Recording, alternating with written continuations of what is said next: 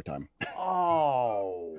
Well, now I feel like an ass for like going live in the middle of the story. I was just about to say No, like no, start over, but no. It's okay. It's okay. I was just what? ranting, making conversation. That's all. Fair enough. Well, welcome to Heist. I'm Bradley Hackworth, joined by Jonathan Ems, otherwise known as Doc. Greetings, fellow humans.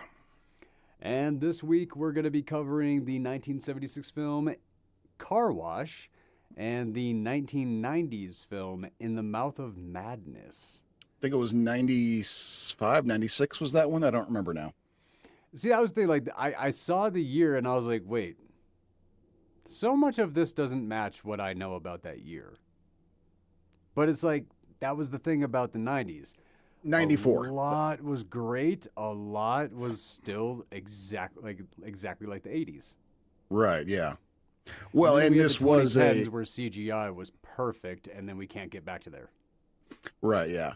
Well, and keeping in mind, In the Mouth of Madness also is a John Carpenter movie, and John Carpenter is very much he's Stylistic. someone, yeah, he's very stylistic. He loves his practical effects, which we love him for, even when they have their shortcomings, when they do kind of look like weird puppets. Which Oh, you know I what? mean, well, that's the That's thing. They were weird puppets. That's like yeah. that is what they were. Like, And yeah, when you go into a John Carpenter movie, knowing that's what you're going to get, that's what you're waiting for, that's what you want. That's here's the deal. This movie, and here's what I would say for like modern adaptations or not. I mean, just modern work. Mhm. When you have a monster that has tentacles and stuff like that, no, the practical effects do not apply to the tentacles. That has never worked one time in the history of anything. No, It yeah, always looks goofy and wiggly. Let that yep. be where your CG shines. But the base model of the movie creature, the monster, whatever, that should be practical. Like we should Mm. see that. It's just the extra bits that you can throw some work into. That's the thing. You yes, start practical and then use CG to kind of polish it a little bit to give it a little bit more of that ultra realism that puppeteering just can't quite get because we can't make rigs that work as well as actual tentacles do. Because let's face it, tentacles are just they're they they're weird, man.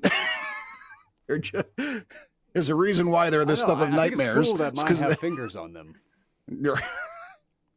No, it's like it's like because when you boil it down and base it down, we are a brain with Mm, tentacles. okay, sure, yeah, Our and a whole tentacles lot. control the muscular exoskeleton that is flesh covered.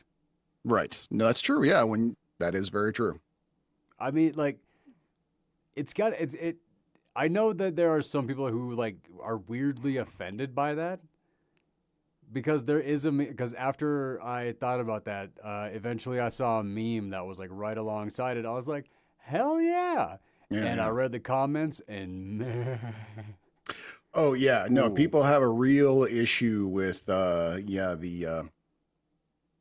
how do we call it? That sort of like that meat suit mentality, that idea that, your body is not who you are, that you are very much, pieces of a whole and some of those pieces can be, you know, made obsolete. Yeah, it's an interesting mentality, but it kind does of weird slow how down. offended people get. It is very strange. But so Yeah.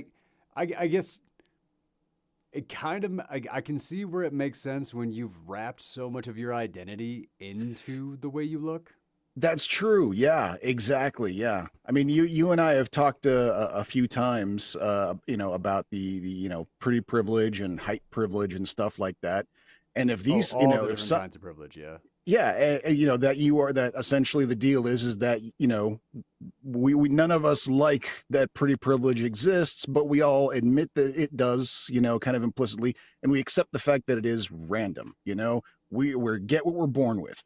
And so that's why people get so pissed off at things like plastic surgery because it's like, no, that's cheating. That's fucking cheating. That's that's getting pretty privilege that you did not earn. You just bought it. And but the more that this becomes like, if they came up with a surgery that was like, not too expensive, where I could make myself like 4 inches taller, yeah, and I mean, I might consider getting it, and everyone would be pissed off at me for it. That's the thing. There was a time in my life I would have considered doing that. Now I've seen too many tall people run into doorways and hit ceiling fans, and like that's the thing. Like when I was younger, and all the girls and stuff like that only like really cared about the tall guys. Like I'll admit I was a little bit jealous over the height thing, and I would have done that. Now, no. No, Okay. I like being short. There's and I'm not that. I think I'm average height. That's not that Right. short. Yeah. But the thing is, tall people don't live that long. Mm. Their heart has to work so much harder to pump blood No, to that's all the true. extremities and everything like that. Like the health factors that come with being tall. Look, No, this is all true. in my mind, being tall, yeah, it used to be functional, but society kind of outgrew height. Yeah. Like it doesn't matter, which is weird because now people are taller than they used to be. Yeah. No, that is interesting. Yeah. But I think they're just like, are they more well fed, or is our food just mutating us?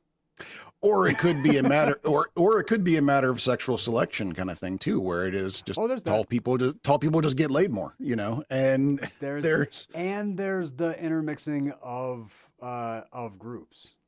that's true. Yeah. True. It seems that, whether or not height is dominant or recessive seems to be kind of inconclusive, because yeah, it's like you get, if you get like a normally tall, race like the Nordics, and they are, married to, say, a normally short race like Filipinos, it seems to be kind of a crapshoot as to what height the kids come out at, So No, it's funny. I didn't mean to snort at that. When I was living in LA, I had some Filipino neighbors, and there was one day somebody called me tall, and I was like, And then I realized, I was like, oh God, in this particular setting, I'm tall. This is right. weird. Yeah. I've never experienced this before. No. Yeah. So, no, I remember one of the okay. one, There's one of the a hotel. degree of truth there. Yeah, one of the hotels I worked at, I remember just by coincidence, and same thing. Like I am average height, but at one of the hotels I worked at, by coincidence, I was the shortest person on staff amongst men and women. Mm-hmm. It was weird, but it happened. And I remember at one point, my boss, I happened to, because it was a quiet night, so I had a bunch of notes out. I had been working on a screenplay because it was so freaking quiet, and my boss showed up and saw all the notes that I had on the screenplay I was working on. He's like, "What the hell is all this?" And I was like, it was quiet. And I was bored. And I was working on a screenplay. And he literally looks at me and goes, "You are a strange little man, aren't you?" and I go, "I am 5'7", sir." You're not 5'7". I am 5'7". Yes. You're 5'7". Yep.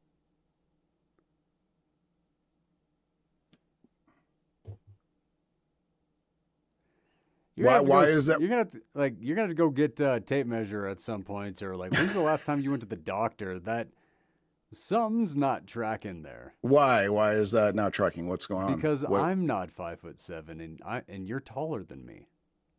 What are you? I say I'm 5'7" and all that, but I'm 5'9". I say I'm 5'7" to mess with people and all that. Dude, you're like 5'10".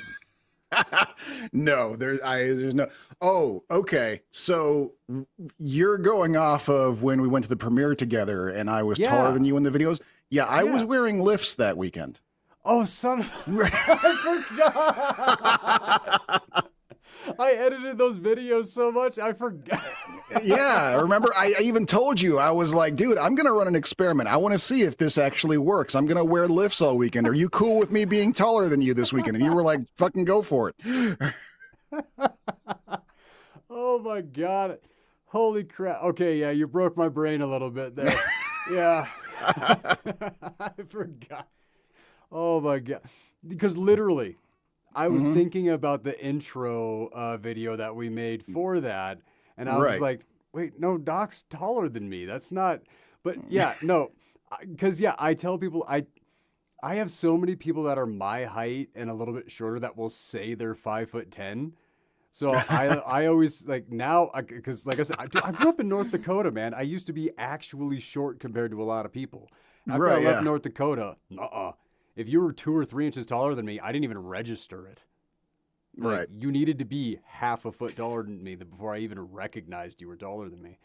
But um, Yeah, no, see, I think I try not to be oh like, man, Napoleonic about it, but I think I did develop a bit of a complex because I am like in my immediate family kind of the shortest person. My dad's 6'1". I've got two brothers that are like 6'2" each. My little brothers are up here to me.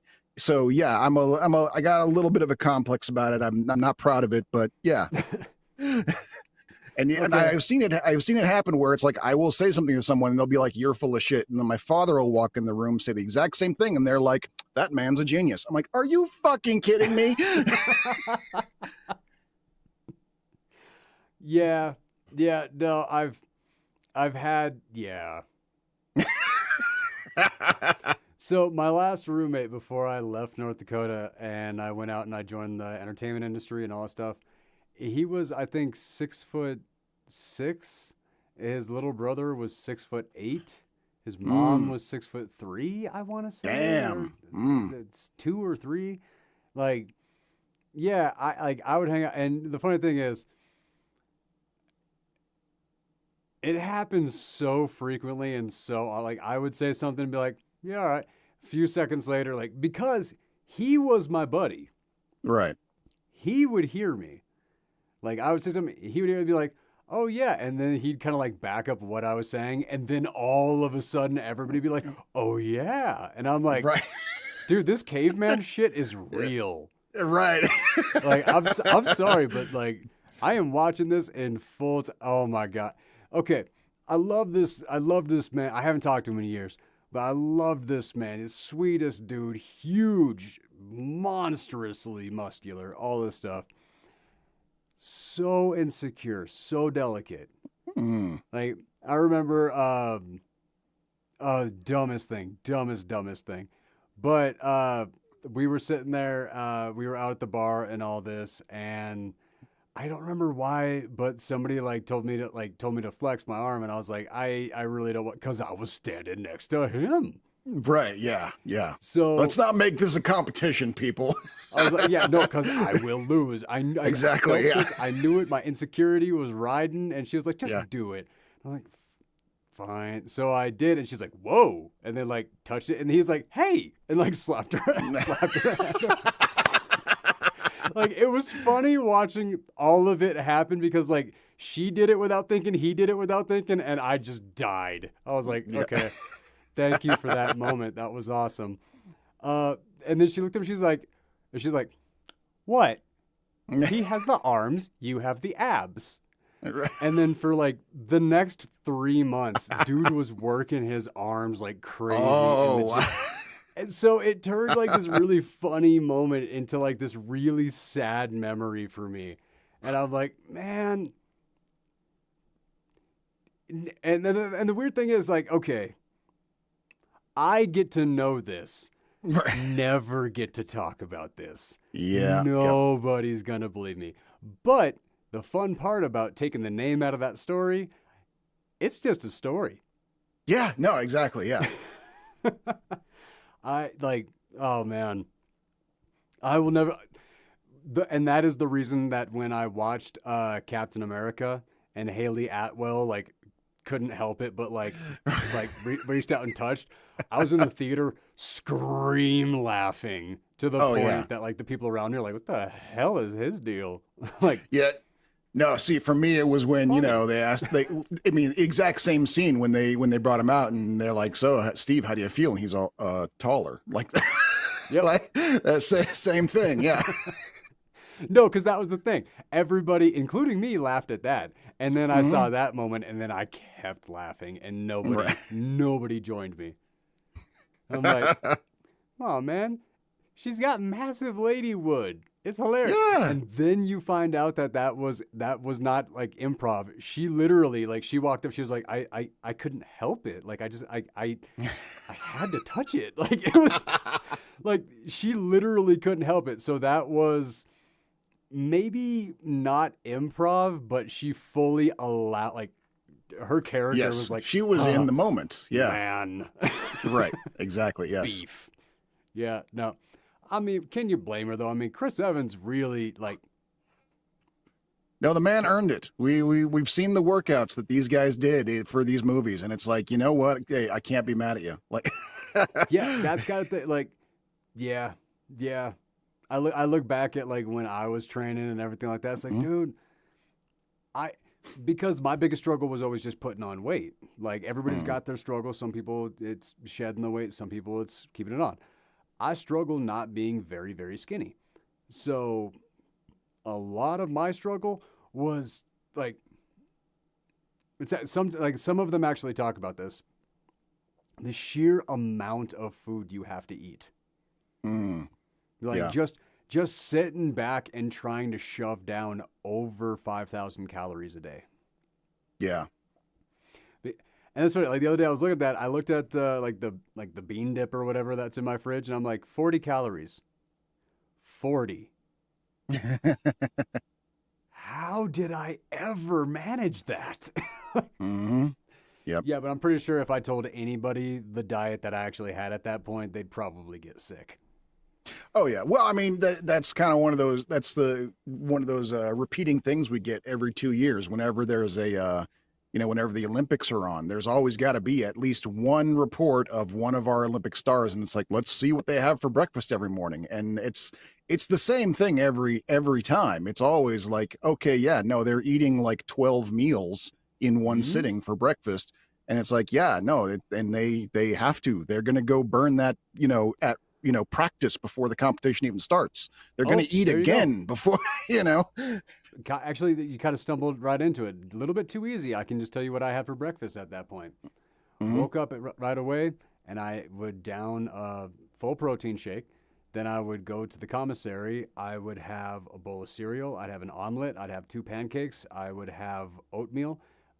I'd pour syrup or 2 packets of syrup in it, and I would leave, or I would have a cup of cranberry juice, a cup of orange juice, then some milk, and I would leave, and I would get 2 foot-long subs to eat in between breakfast and lunch. Jesus, yeah. No, yeah, I'm feeling a little ill just hearing that. Yeah, that's a lot, man. just And yeah, trying to just trying to like hold all of that in and then go to the gym later that day because after stacking another meal, another or two more subs in between lunch and the gym and a protein shake at the gym, like yeah, man, like how I got as jacked as I was because when I met you guys I was probably 40, 50 pounds down from what I was. okay, yeah, I think I remember you even mentioning that. Yeah, a couple of times. Like you'd be sitting there in your like sleeveless shirt with your arms, just out there, and everyone's just like, Jesus, this guy. And you'd be sitting there going like, yeah, I used to be really jacked, and we're like, what the fuck? Well, okay. Just to put some perspective there. When we were hanging out and I was like Mhm, all sleeveless and stuff like that, it was hot. It was in the mhm. gallery. I was stretching canvas. Oh It yeah. wasn't like we were out at the bar and I was sleeveless Oh no, like no, yeah. No, I know that. And also filming because we were like, look, we know what's gonna sell tickets. Take the fucking shirt off, Brad. Like, Oh yeah, no, at yeah, that point, dude, there's so many unmade projects where it's just me shirtless, like just doing something and like in the background like, "Hey Brad, can we no?" Like yeah, but it's cold. Like, right. I no, literally, there was one project that it was like everybody was like bundled up and cold and everything like that, but like the Yeah. director wanted me to have my shirt off, so I was laying on the ground and I had a heated pad beneath me. So I'm just like like all this heat is radiating up, but everybody else is wearing jackets, and I'm like shirtless on the ground, and I'm the best. So like, this is nice. And they're like trying to cover me with a blanket. I'm like, oh no, too much, too much. Right. I'm sure there were a few people a little upset with me on that set, but yeah, no, I definitely did not look like this. I looked way better than this. Yeah. That is specifically the reason why I have told you never ever show me those old fitness videos I made for. Okay. Yeah. Yep. Gotcha. Dude, that would be so demoralizing at this point. I need like 20 more years. See, that's the thing. Like, give me 20 more years where I have aged out of like the true capability where it's easy to be really fit. And then I will look at those videos and go, if only. But right now, yes. no, it's just motivation, and screw that. All of my motivation is being used. Right. Yep. Which you said you were kind of like you're kind of burnt out on being burnt out. That's got to be like kind of a good feeling. I mean, it's weird. It's interesting. Sounds like motivation. I mean, and we've talked about this before. I think how a thing that like would happen to me occasionally, and I never really knew what it was until I got like my ADD diagnosis, and then it's like, oh, okay, that's what that is. I would have these phases in my life where like literally everything is boring. Like all of the I can't watch TV because it's boring. I can't write. It's boring. I can't play video games. Everything's boring. Like I just kind of like would float from thing to thing. I would, go to work and I'd just be like brain dead at work because I'm just generally depressed. And then I'd go home and I'd try to find one of the things that had always put me in a better mood, whether it was writing, video games, TV shows, watching my favorite stand-up comedy routine for the upteenth time. These were things that I did, and nothing works. Everything, I just go, this is boring, and stop after like 2 minutes. I would have these phases in my life where that would happen like once, maybe twice a year. And I kind of usually chalked it up to just like depression. I was like, maybe this is like, maybe I'm having some sort of well, yeah, but now that's your ADHD, right? Right. That's what it turns. Now that I've been diagnosed, it's like, okay, no, yeah, that's what it is. It's the ADD, basically, kind of like, no H. Right. Yeah. No, I definitely don't have the H. There's no hyperactivity happening here anymore. I don't if there ever was. But yeah, it's that whole sort of like dopamine cycle thing where it's like, yeah, the things I used to get a dopamine rush on, I'm immune to now, and I gotta like find something else. This is, this is where usually like some of us turn to sex addiction or something like that, but I already did that phase. I'm done with it now. So. But are you? I mean, I guess it depends who you ask, but I mean, No, I still have my appreciation, but it's not, that sometimes no longer a teenager. Right. Yeah. Or no longer in my 20s or 30s either, also no longer dating someone who really enables that. So. Oh, yeah. Yeah. Anybody who says that men are the hungry ones they have always been single, I would say. Yeah. Yep. That is about the furthest thing from the truth that I have ever experienced. It is really weird how like we bought into some of that propaganda. And I don't know if it's the era that it's finally changed. The internet, we're talking to each other more, we're realizing, but yeah, it's like for so long it was like the it's like, oh yeah, no, women aren't really into sex. It's a guy thing. We think about it, we're obsessed with it, and then yeah, all of a sudden. And I don't know if it was my generation was the first, because according to TV it was, but like, yeah, like so many newly married guys. I got to cut in. I think it's the framing. It's the framing. It's not, it's okay. Men are hungrier for anything. Once a woman has it, hungry. Like if you're just talking about the appetite. Right. No. I kind of think it's always been understood that the insatiability is more on that side.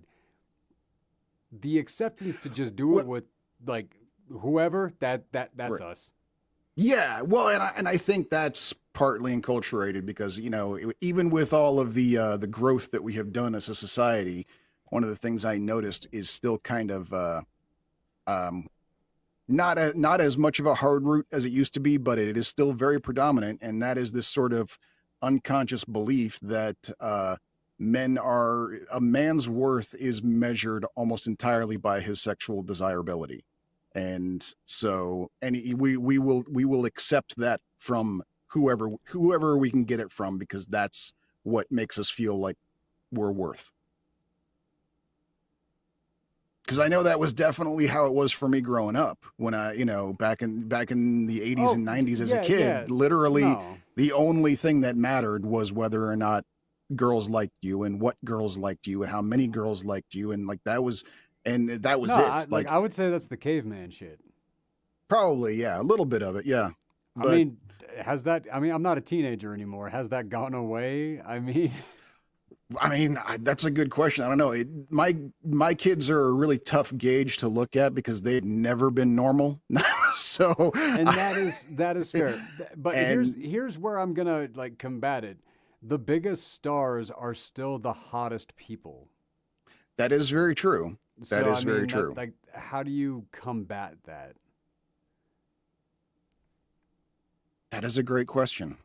That is a really great question. I mean, it's when you really bust it down and like yeah, you can go with like yeah, who Hollywood casts and everything like that, but then you just go to like their social media feeds. Who are the ones who are followed the most by the most people? That is the hottest people, Yeah.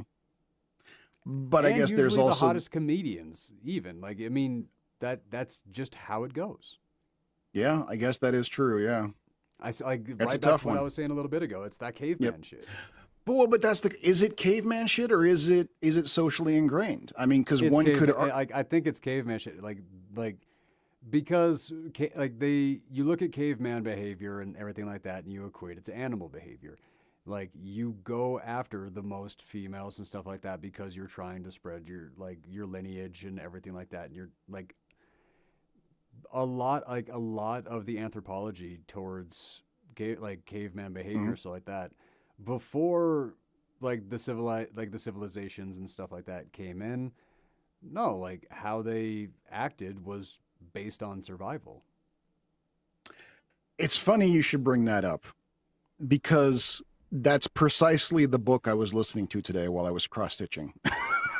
was a was a book that was Nice. literally about disassembling what we presume to be caveman behavior and how we're wrong about all of it. Nice. Yeah, so unfortunately, I can't I'm still in the midst of literally listening to this book, so I can't really dispute what you're saying other than to say, bro, there's literally a book on how wrong you are. Well, see, that's why I'm not going into like the unga bunga aspects and Right. everything like that. I'm just talking about the survivability and all of Right. this, and it goes a lot more along those lines. And yeah, there's who's the author of the book? Let me look here. It's got two authors. I remember that because it was written by two guys. One who's an actual anthropologist and historian, and the other is a science reporter. And so basically it was like a scientist and someone who knows how to talk science to normal people. So that's, Okay, uh, all right, uh, David Grieber and David Wengrow. So two Davids. okay, all right. David squared. Yep. Nice. Is there because is that an opinion? Is that is that a theoretical? Is it like Well, where do the stances like where are that they basing their stances in? that's the interesting thing about it is that that's kind of their introduction to the book is they do say that because we're talking about mostly prehistory here and the evidence that we have on prehistory is so sparse. We don't have writings because we're talking about time before there were records being kept, and so like a lot of this is about your perspective. What kind of perspective are you putting on the evidence that we have found? And we are going to kind of basically take apart the perspectives that have been applied to these things, and so they do kind of like right up front and going like, look, we're coming at this with a perspective, and we are going to back it up. We're going to quote from the writings that we do have and other historians like analysis of things, so we're going to put evidence up, but we're saying right up front, this is about adjusting perspective, and we are deliberately going to saying that this is our perspective of this. And this is not about saying this is fact. This is about you thinking about where your perspective of history comes from. So, Okay, I've read other books that do similar things, and they mhm, approach it from that standpoint. And it's like, look, there's no fact on this one. The way the body was right, laid, this is what we're putting. And the books that I've read, one of them in particular said it's like anthropomorphizing your animal. You see right, something, you project what you would have done, how you would have gotten into that position, and everything like that. And that's what modern society has done with most of these findings. right, So, exactly. Yep. no, I understand that, and I have a approach that doesn't change the fact before technology, survivability, like all of these things.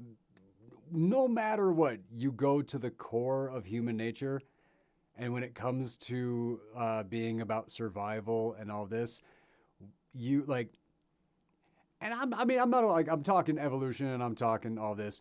You look for, all right, my offspring. Do I want it? Like, it's cave times, everything like that. Do I want Hmm. my cave son to have the accountant body, or do I want it to have the linebacker body? Like, it's more that But than anything else. yeah, and that's very fair. But here's the thing to consider, and this isn't even talked about in this book. This is just something that I'm kind of thinking of here. One has to kind of consider the possibility, the likelihood that the whole like anatomy and neurology that is formed that makes sex a pleasurable act in the first place probably came way before we had any sense of, oh, that's my kid that I made. And so chances are these two things aren't connected. It could very much be that we just really liked fucking. And so and oh, there's more of us now. That's weird. Well, hey, okay, let's go hunting. Like Okay. Now that is discrediting cave people way too much. Dude, the dumbest, like some of the dumbest animals on the planet still know that the child is their child. okay, that's a very good point. That is you have a Like, okay, that's you true. have one That's true. exception, and that's the panda. Like, Ah, the poor panda. hey, dude, the panda is trying to go extinct. This is us playing No, yeah. God. No, we really are like not we're not just projecting onto the pandas. We're like they're like, no, you have to survive. And they're like, I'm good. Yeah, no, seriously. They're like, dude, we were good before humans. When you guys got here, like, it's time to check out, man. Like, let us Right, go. yeah. Like, We've had a good run. I feel that. That's what I call panda vibes from here on out. Like too many humans, panda Right, vibes. Like, right, yeah. yeah, no, but there's no way what you just said is actually accurate. Like, if there, just imagine a cave woman, like 9 months of pregnancy, pop it out and be like, the fuck did that come from? Like, I just. That would be I pretty can see funny, the actually. I caveman could. like leaving That's and like going to like bring back some like tiger or some grape nuts or something, and right, then all of yeah. a sudden come back and one person became two and be like, "What'd you do?" Right. Where'd you where'd you find that? Caveman come back, a little baby in there, and be like, "Huh, my woman." Right. No, I'm sorry, man. There's no way. Like we are animals. We are animals who learned how to learn, and like because that is our main quality. But Mm. to take away the common denominator that everything on the even spiders carry around baby spiders on their asses, man. No, that's fair. No, I get that. But I'm even thinking in terms of like, when like the genetic traits you're talking about of like choosing a mate based on like what physicality you're going to pass down. I don't think we were doing Oh, that okay, fair enough. for, But like, I mean, but like when you're going back, like back then, wouldn't that have been more about pheromones, that might have been, yeah. I mean, I've heard that nonverbal communications and yeah, such? we're still learning about, pheromones and how those things work now. Like I think it was only just like 10, 15 years ago I was hearing on on some news report, like they were going like, yeah, no, we're discovering some really really weird shit about how like women on birth control are literally attracted to like entirely different kinds of men than when they're off birth control. Like like their pheromone receptors like reverse almost. It's That would be a very unfortunate. Just again, the cave woman comes home. Who are you? What is this? yeah. Yeah. All right, you want to get into it? Let's do this. Yeah. Let's talk about Car Wash. That I did not expect that movie to be as obvious of a classic as it turned out to be. It like I was having fun the whole movie, and then it became classic. That is true. Yeah, it's like, and this is, I've heard of this movie before. This is one of those like when people talk about like classic movies of the '70s, especially when we're talking like low budget films that were predominantly non-white casts and stuff like that. Like there's always a pretty specific list that everyone kind of points to, including things like Dolomite and Shaft, the obvious ones. Car Wash was always on those lists, and it was kind of one of those like, whatever that's about. I never saw it, never really was that interested. But yeah, now I see why Car Wash is on the list, because yeah, it's crazy how this was just like like almost like one big long comedy sketch that all of a sudden at the end turns into something so important that you didn't even realize that you were going to see. And yeah, it's crazy how easy it was to make movies like that back then. Oh, you I don't think think? they would have said it was easy making that movie, but compared to nowadays, we I No, don't with that movie, all you like you made that movie with a camera and a boom. yeah, That's how you made that and movie, and it worked. and gumption. Yeah. So, Car Wash, the 1976 comedic take on the daily life of car wash employees, chronicling their hopes, fears, joys, dreams, and tribulations, and meeting some eccentric customers along the way. Mhm. Directed by Michael Schultz, written by Joel Schumacher, still confused by that, Mhm. starring Franklin Ajayi, Sully Boyar, Richard Brestoff, and I mean, George Carlin, Right. Otis Day. Did you, by the way, I didn't even recognize Otis Day. Who was Otis? Yeah, I guess I didn't either. Who He was was he in this? Lloyd. That was Otis Day. I didn't even recognize him. That blows my mind. Anyway, Wow. Bill Duke. God, I mean, there's that. It was the who's who Pretty of who's- underground comedy in the '70s is what it was. And it really, like, the way you describe this one is just very simply, it's a day in the life of it's a day in the life of the car wash.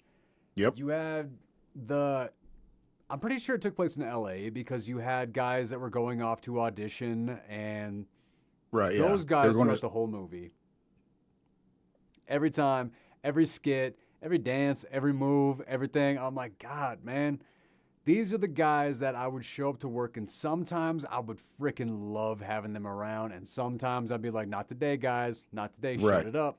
Like, Right. Exactly. Yeah. you're too Always happy. I on, don't want to be whether. happy. Yeah, they're always on, whether you're in the mood for it or not. Yeah.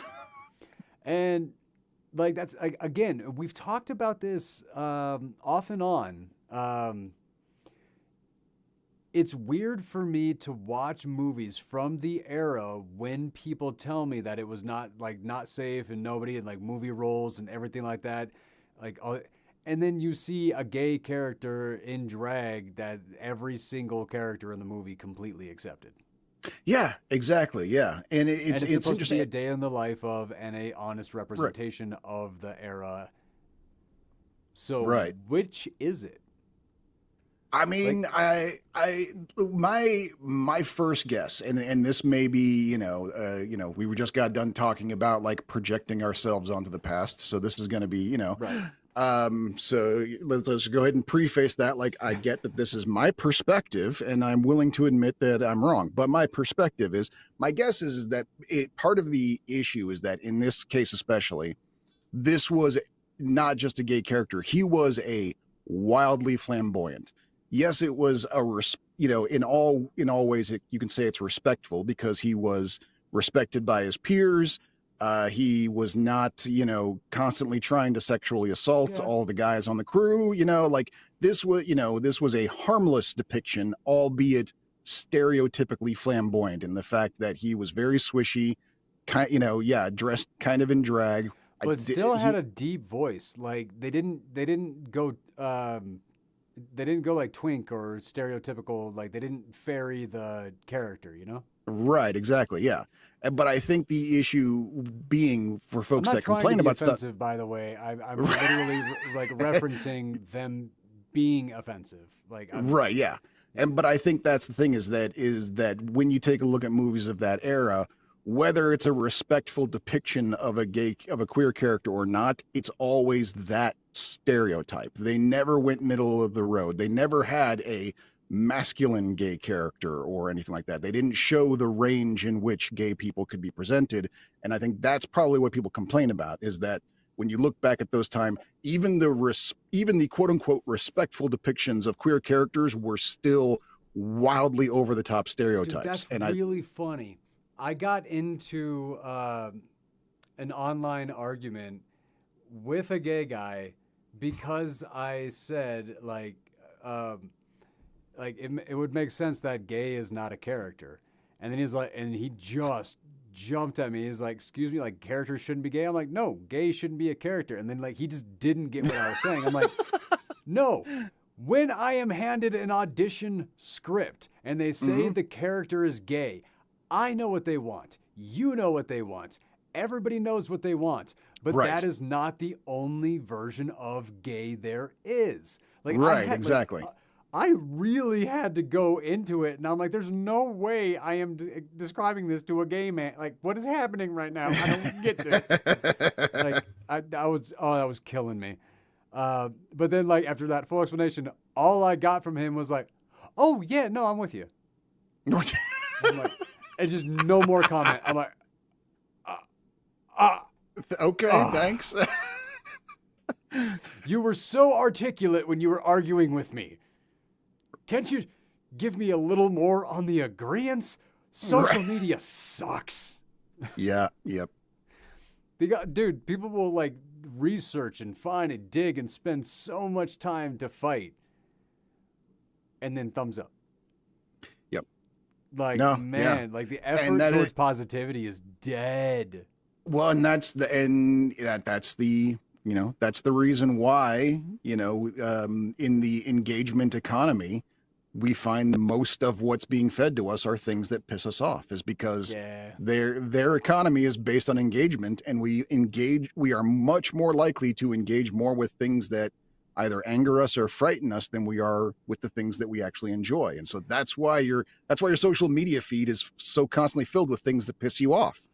Now that is societal conditioning because there's Mhm. no way that's what we were like a few hundred years ago or 100 years ago. Yeah. Like No, there's you're no probably way. right. No way. And like and I stand by this because like universally beloved books such as Where the Red Fern Grows and all this. The Hmm. dudes who are the bad guys in that book are the exact same ones who would be the bad guys today and we would be calling toxic masculinity, Right. ignorant, like so many things. It stayed, Yeah. and everybody, even the ones who are doing the crap, love where the red fern grows and Right. relate to it completely. Like, I love that book, by the way. That is, what is your No, I favorite book? That is my my favorite. oh that God, that is a tough one. That is It really really, tough. it shouldn't be. Like, there's not one that you've read 10,000 times. No. I mean, there's yeah, no. Or I guess it's you listen to, like, I guess. Right. um yeah, no, the closest there is I can think of one book that I listened to twice, and that's about it. And it was Lafayette in the Somewhat United States by Sarah Vowell. Okay. And I listened to it a second time mainly because I had listened to it when it first came out because I'm a big Sarah Vowell fan. I listened to all of her books as soon as they come out.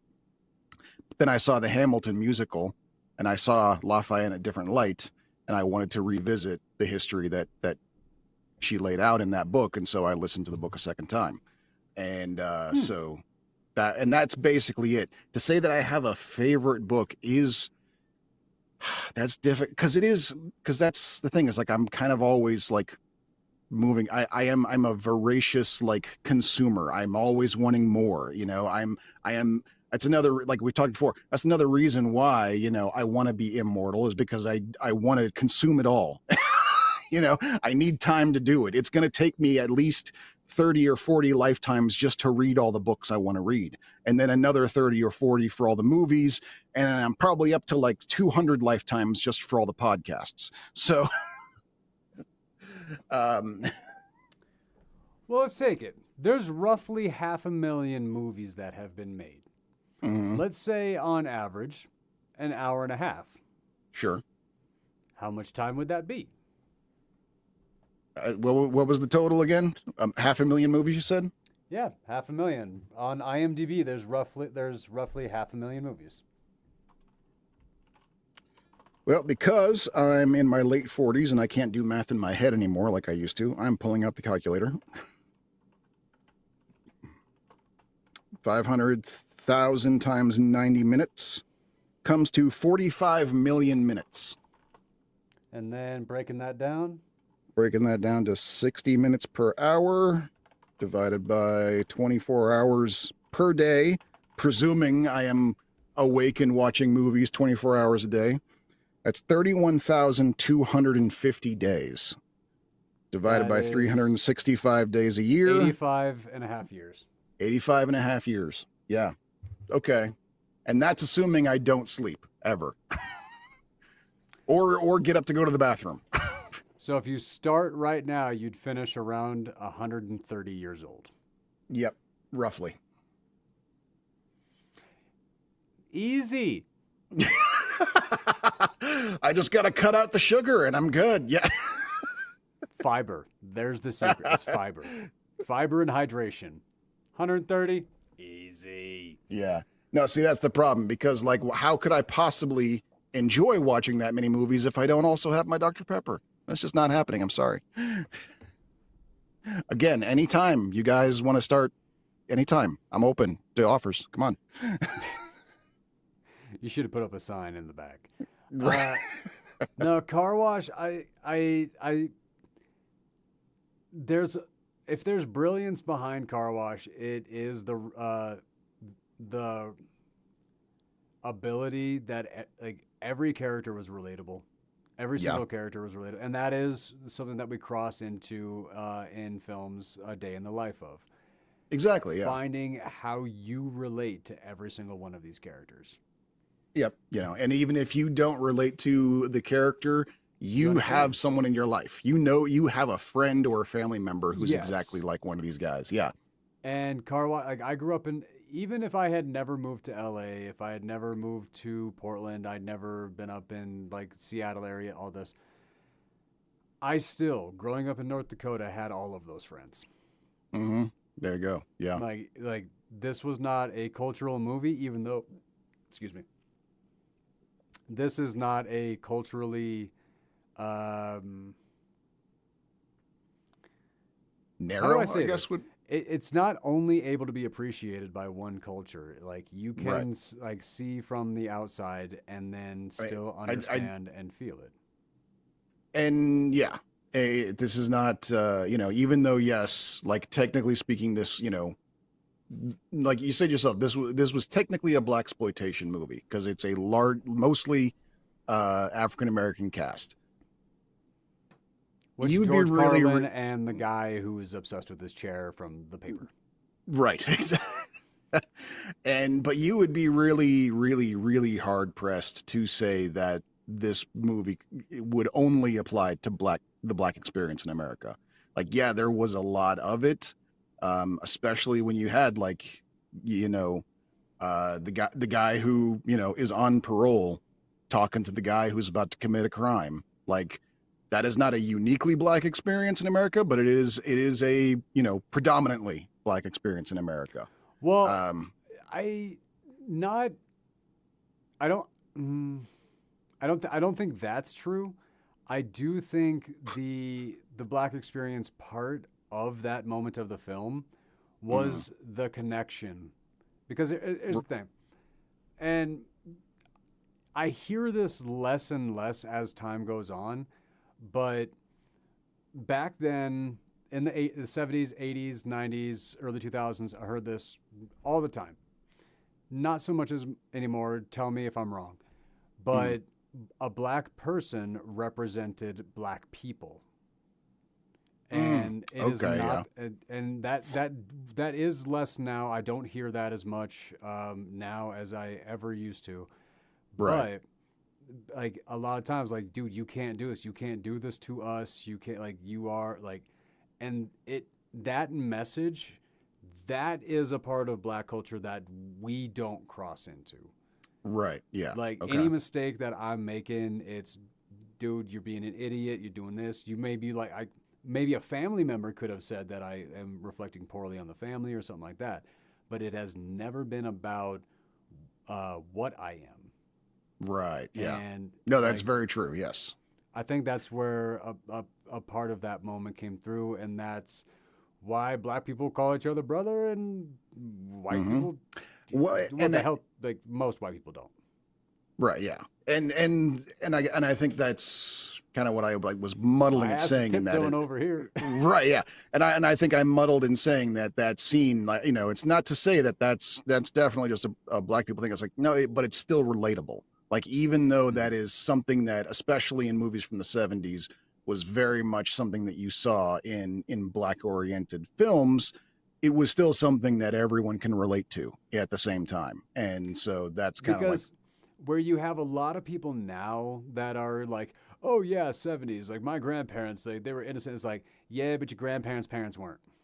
hmm Okay, so in yep, the 70s, people who were watching movies were not that far detached from the Prohibition, right, from World War II.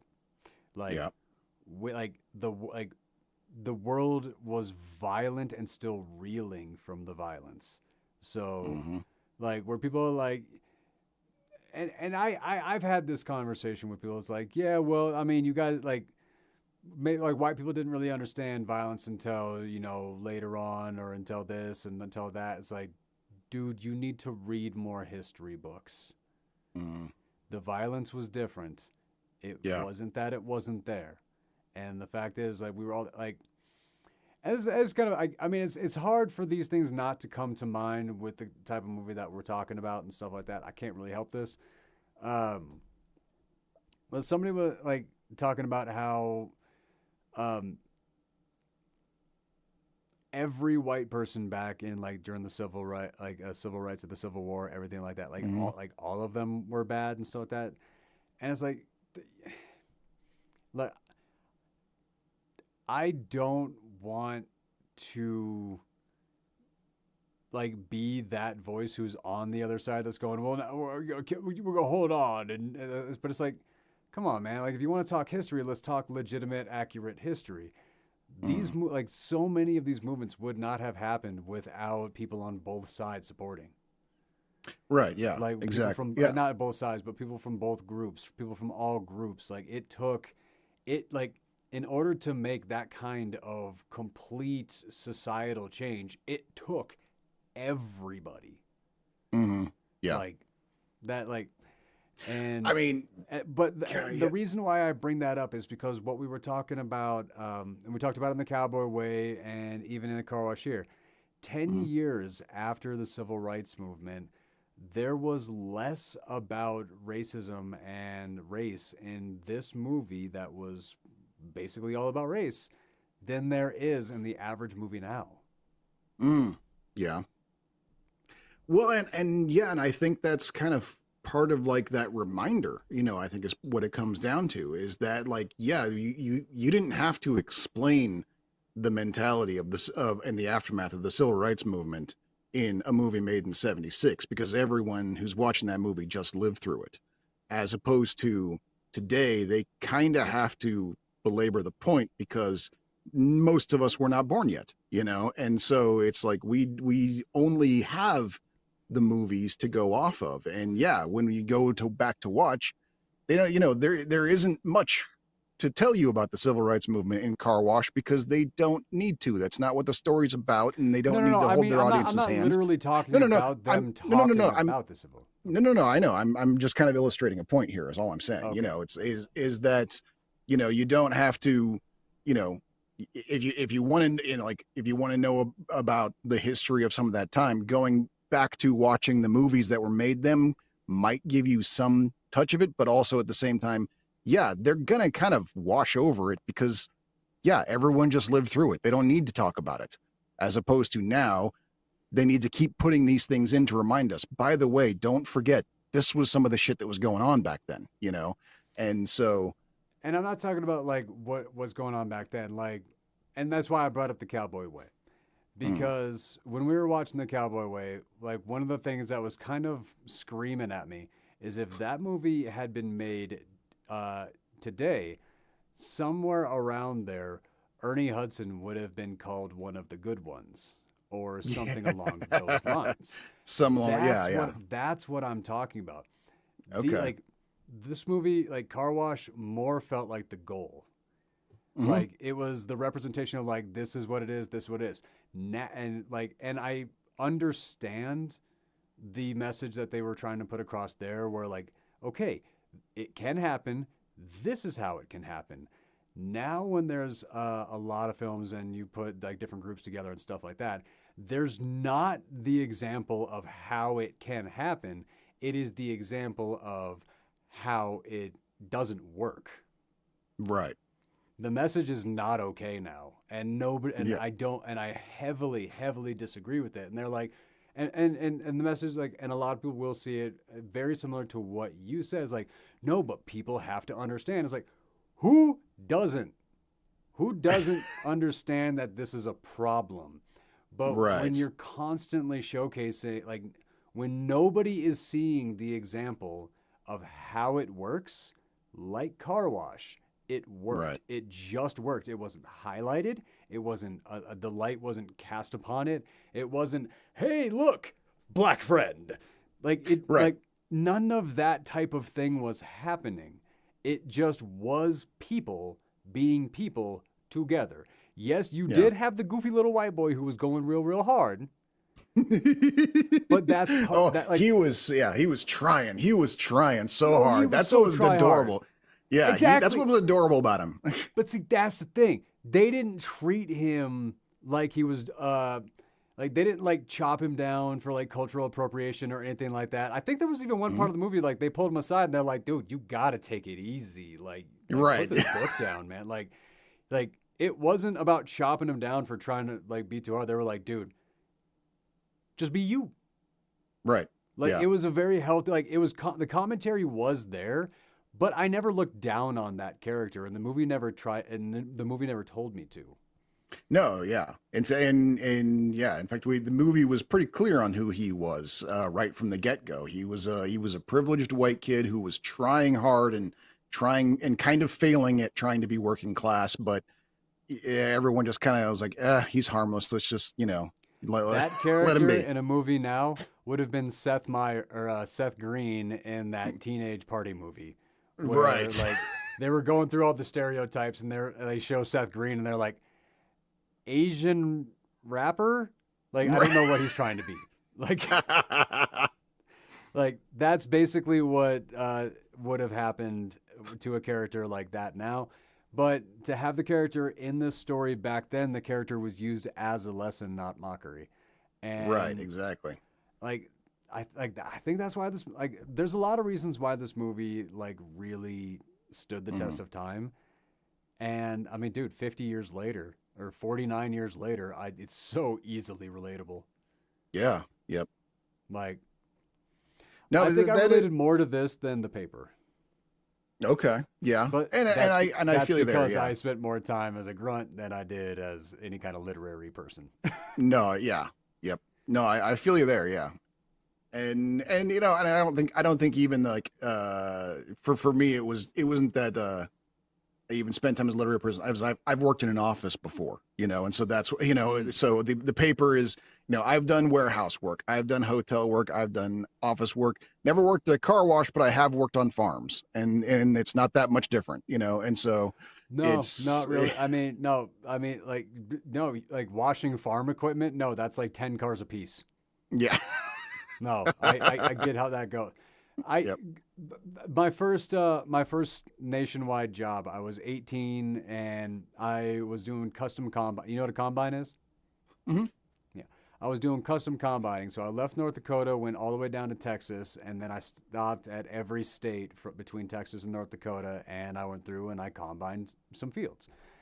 Uh, Before we cross state lines, no, you cannot have a grain on that piece of machinery that harvests grain. The sifters, the feeders, Hmm. everything had to be scrubbed. Like, Right. no, It was, and that see, is I that sucks. never had to worry about that because I worked on tree farms, and we Yeah, the yeah, sap's got to be a bitch. No, not not really. It just kind it of is on my chainsaw. gathers. Okay. Yeah, I never really noticed that being an issue. Like, because it was my.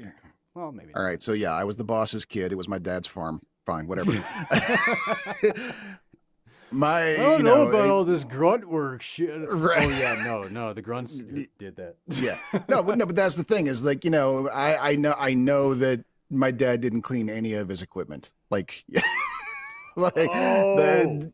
okay, Yeah. okay, different story. That's the, Never mind. yeah. So it's like, like, and I don't think my father in the entire time owned anything that was less than like, 20 years old. I think not just the farm, but he It's the also right way to inherited do all the it. tool. Yeah, he inherited all the tools from his father, like the trucks, the balers, the chainsaws, everything was like 30, 40 years old because they worked. Why would he get a new one, And the only Exactly. new, the only new thing I ever saw my father buy for the farm, and boy howdy was this a day, and it was like Christmas for him, was the flamethrower. When my dad bought himself a flamethrower, oh boy, that was a day. That was an exciting day for everyone. I have a flamethrower. Hmm. I'm excited to use it. I used it once so far, and I was like, okay, when there's snow on the ground, I shall return, and then weeds, goodbye. That's right. No, Yeah. no, because that's the thing. Like, I've done like weeding, landscaping, all this stuff. No, man, there's only one way to do it right, and that's to burn the seeds. Mm. And you don't need a big flame, you don't need a crazy heat, but still, I live in the mountains. I don't play. Yeah. Yeah. I ain't looking to be that guy that like. No, I'm not even gonna say it because I don't want this clip to age well or to not age well. Like, no, like just don't want to be that guy. Yep. Okay, boil it down. Give me three favorite scenes from Car Wash.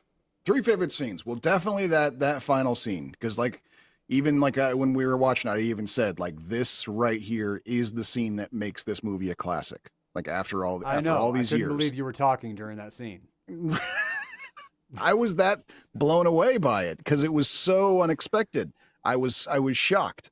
Um, but yeah, great scene. So that's definitely number one. Number two would probably be would probably be Richard Pryor's bit, like his whole bit when he comes in as the prosperity gospel dude coming in to get his car washed. There was a bit within that bit that was one of my favorite parts. There was a couple of bits within bits, but first being, I think one of the things that I appreciated about it was our oh god, what was that group called? Because I know we had a character there that was The Pointer Sisters? basically not Pointer Sisters. Our angry guy, the guy who's basically the straight man of the movie. He's just joined he's just joined the Brotherhood. Oh, Bill And Duke. yeah, that was Bill Duke's Abdullah. character. Yeah, and he's he's changed his name and he's doing the whole Muslim Brotherhood thing, and he's pretty militant about it now. And then in walks Richard Pryor as the prosperity Christian guy, with the fur coats and the gold walking stick and all that sort of stuff. Seeing them kind of like go at each other a little bit there, I thought was interesting because it was both Pryor being very smooth and being very Pryor, clearly mocking the character that he's playing, while at the same time taking it seriously. He's giving both a satirical performance of this kind of person while also being kind of true to form and really kind of like taking apart our Muslim Brotherhood guy, and so I thought that was a really good scene. Combined with one of my favorite jokes of it was when the gay character we were talking about before is inside his limo cleaning the place, and they ask him like, "What's it like in there?" And he says, "It's like I'm in church with Burt Reynolds." Yeah, I remember the scream laugh onto that one. Right. No, that was definitely good.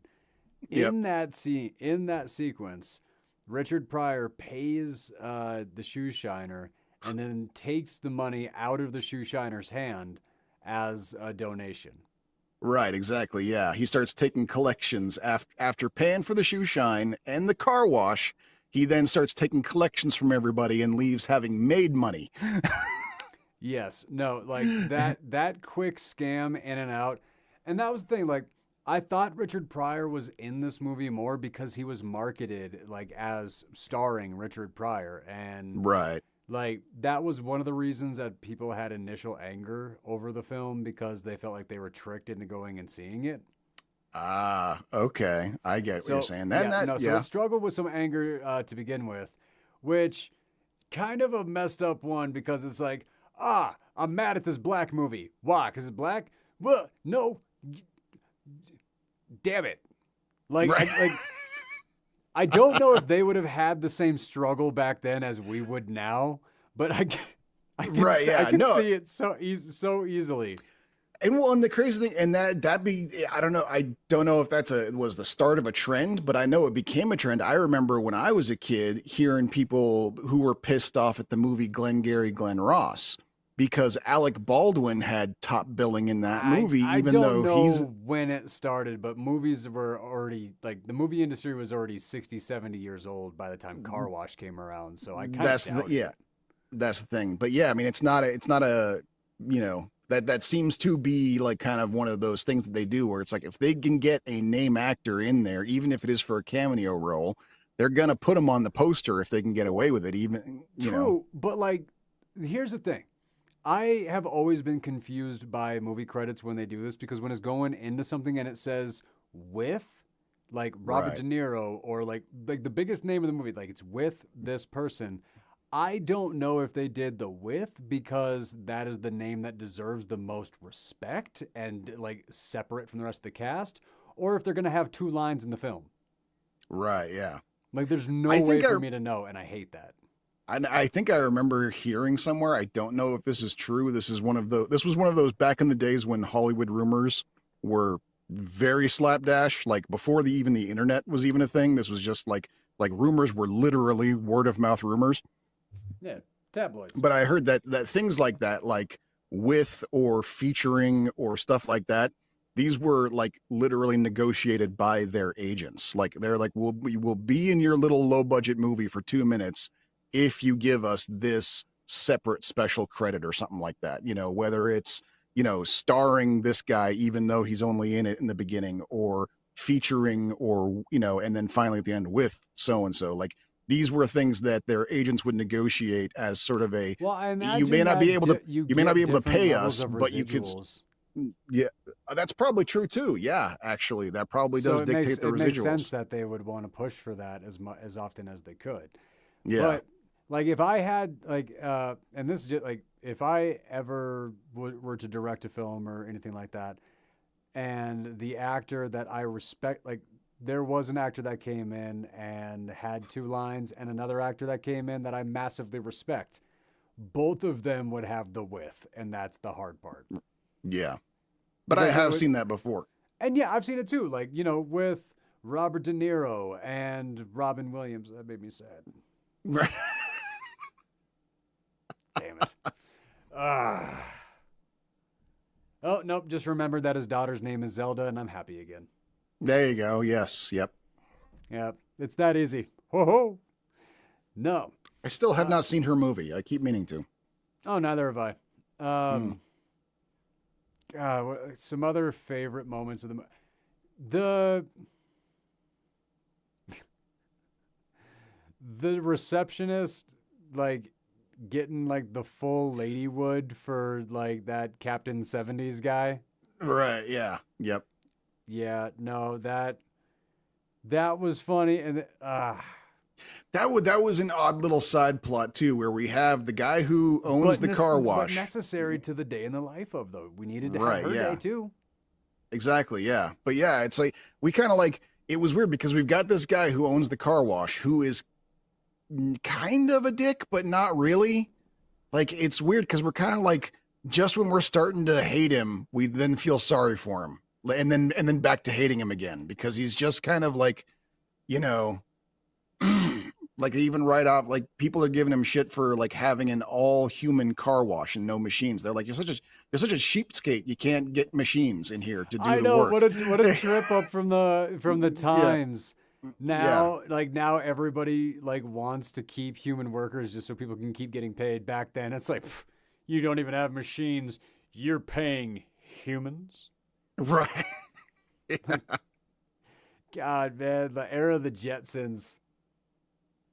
Because that was the Yeah. Jetsons was a '70s cartoon, right? I believe so. Yeah.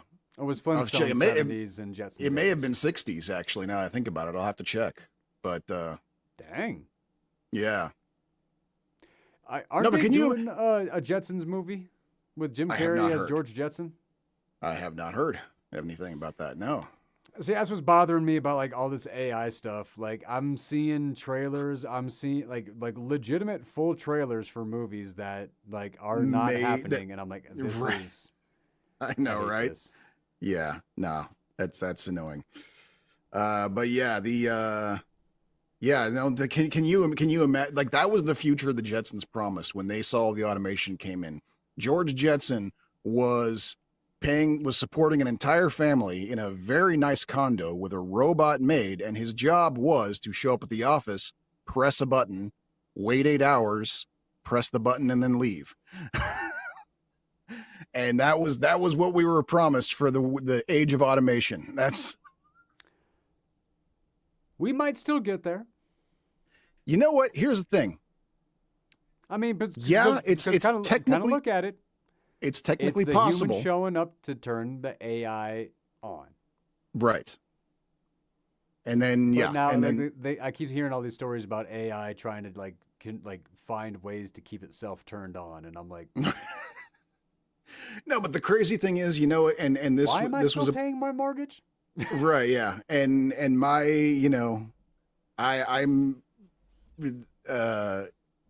I'm trying to remember who it was I first heard this point from, but it was one of those like, oh yeah, that's so obvious. Why didn't I think of that?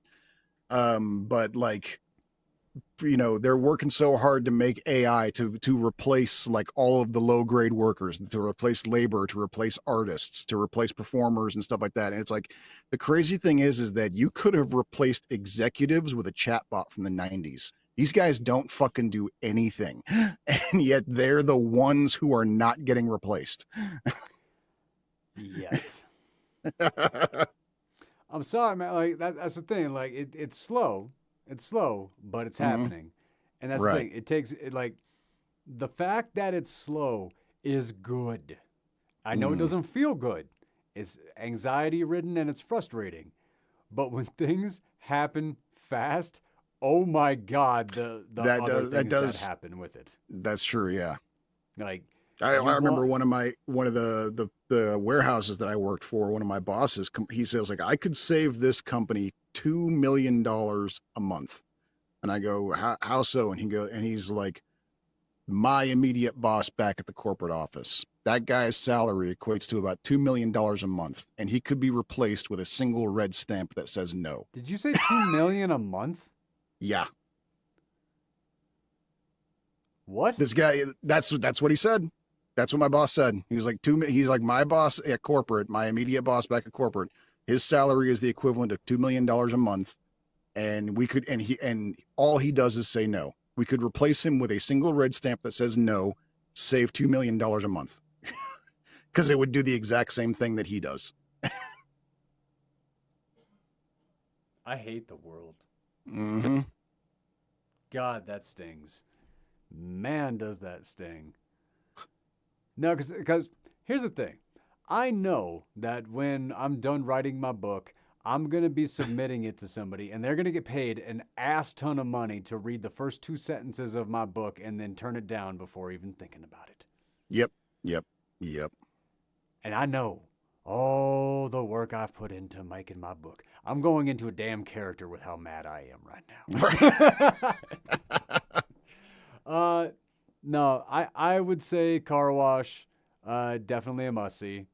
100%. Yeah, it's on those Speaks to lists the for a era. reason. I see now. I understand now why it's on all the lists next to next to Dolomite and I know I just Have said you it a little while seen ago. Dolomite? Yes, I have. Yes, and I even saw the movie My Name Is Dolomite, the movie about the making of Dolomite, starring Dolomite Eddie is Murphy. my name. Oh, right, Dolomite is my name. Sorry, thank you. No, Saw that one too. I had to correct you because that's a dope title.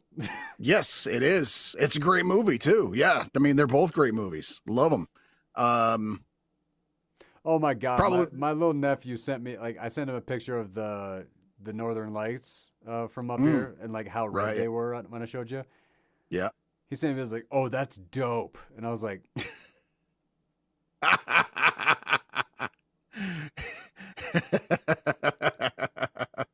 "Damn it!" Like it's weird hearing it come from him. Right.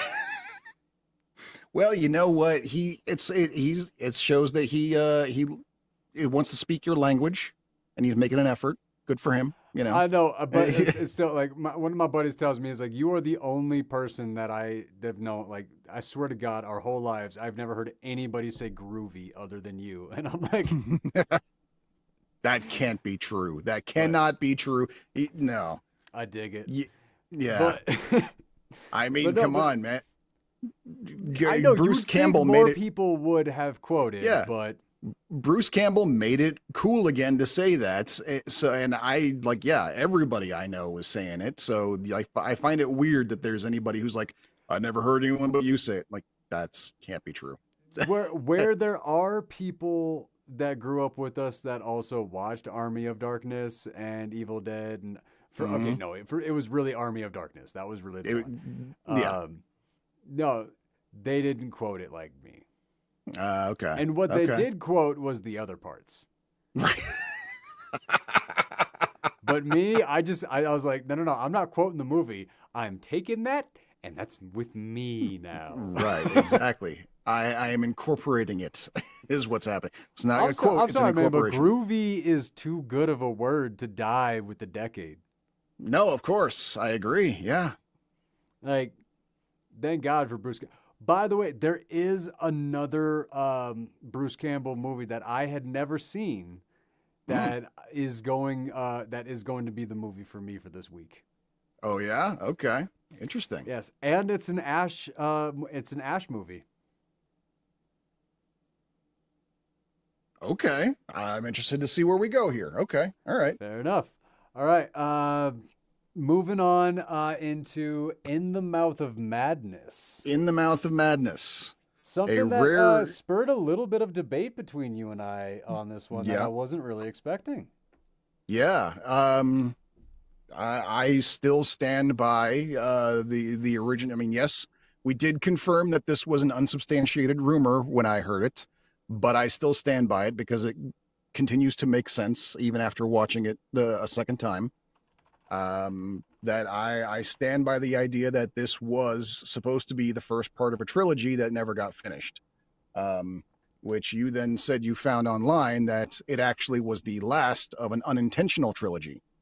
But before we go in any further into that, In the Mhm. Mouth of Madness is a 1994 movie. An insurance investigator begins discovering that the impact a horror writer's books have on his fans is more than inspirational.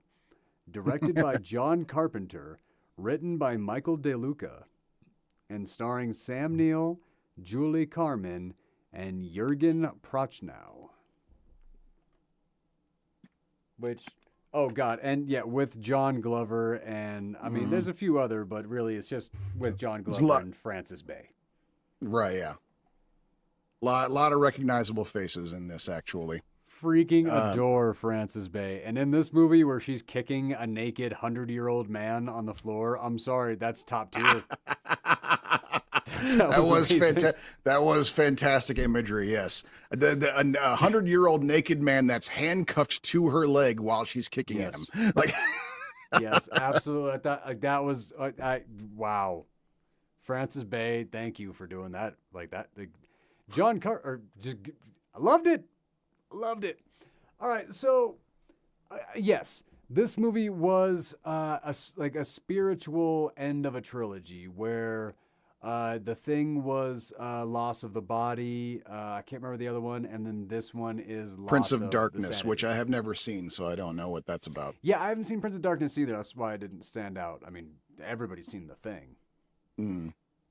But And I still stand by that doesn't count as a John Carpenter movie. So I know it's a controversial stance, but I stand by it. well, is this a John Carpenter movie? Yes, this is a John Carpenter movie. But it was written by 100%. Michael DeLuca. It's a John Carpenter movie. It's a 100%. This Well, had all of John Carpenter's and that's what fingerprints I'm on it. giving The Thing. Like, The Thing was not a shot-for-shot remake. It had John Carpenter's feel and vibe to it. It was his movie. It wasn't his idea, but it was his movie. Okay, I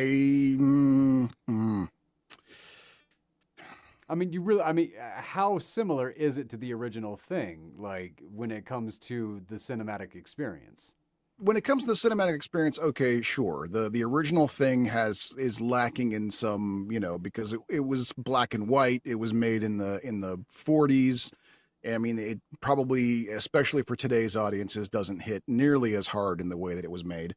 But it was its own groundbreaker in its way. It even after John Carpenter made his version only became the seminal version to like the next generation. No one, went like, that's been, it's been completely usurped, or like Disney doing a fairy tale or something like that. Has anybody, I mean, I can't think of any modern take that anybody has said that. Well, I was saying like Disney, like when Disney maybe does, except for me yeah, and you, but in reverse with bedtime stories. yeah, no, that's very, yeah, no. And that was, I mean, Dirty Rotten Scoundrels was its own thing for a while until we discovered Bedtime Story by accident. Yeah. So, Yeah. No, that was, yeah. Like, so, but even, yeah. After all this time, I still can't tell you which one of those is my favorite, even though Dirty Rotten Scoundrels is one of my favorite movies. Right. Yeah. Now I don't even know it's my favorite version of that story. That's freaking crazy to me. Yeah. But I mean, just learning and finding out like how well defined what was it? Or how fine-tuned Brando's comedy chops were.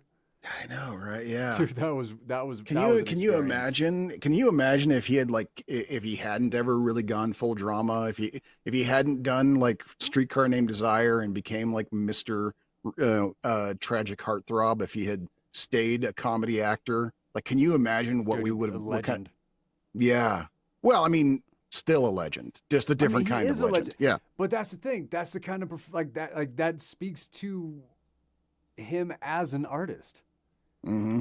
Like as a performer, we only got half of what he was capable of. Which I guess we did get a touch of that with the Freshman when he was You basically brought that playing. up. You brought Yeah. that up, but it's I forget. It was a sousson. It was a touch of it. It was him. It was him being comedic about himself a bit. yes. You know. Yes. And, you know. But like the fact that he had the sense of humor to do that, you see that guy in bedtime stories. 100%. Yes, that's true. So in The Mouth of Madness, Sam Neill plays this investigator, and he is cruising through this world that is losing its mind. Yeah. This Stephen King knockoff named Sutter Kane. Yep. Yeah, even the movie's like, forget about Stephen King. Let me give you this other SK. Right. So you couldn't even change the initials? Like, Right. Yeah. all right, Exactly. okay. Okay, so not Stephen King. Yes. We're not talking then- about Stephen King. Yes. Oh, Even though totally we're not talking about Stephen King, even though the first killer in the movie is a guy walking down the street with an axe. Yes. Yeah. And everything takes place in New England. And Yeah, no, the opening sequence is basically here's Johnny. right. Like, come on. Don't think about Stephen King at all in this clearly Stephen King fan fiction universe we've created. Yeah, no, it's like Carpenter just went like, all right, who are all the writers I know? Okay, there's Lovecraft, there's Stephen King, and okay, who else? I don't know. Those two. You're right. Let's make a movie. Like, and he just put Stephen King and Lovecraft together and made In the Mouth of Madness. And then someone in the office went like, "Oh, there's also Dean Koontz." Fuck Dean Koontz. No, that's where the insurance investigator comes in. Right. Nailed it. It's either Koontz or Patterson, right there. Right. Yeah. Maybe Grisham. Maybe a Soussaint of Grisham. Right there we go. I But, got you. I got you. Now you're saying it too. No, whatever.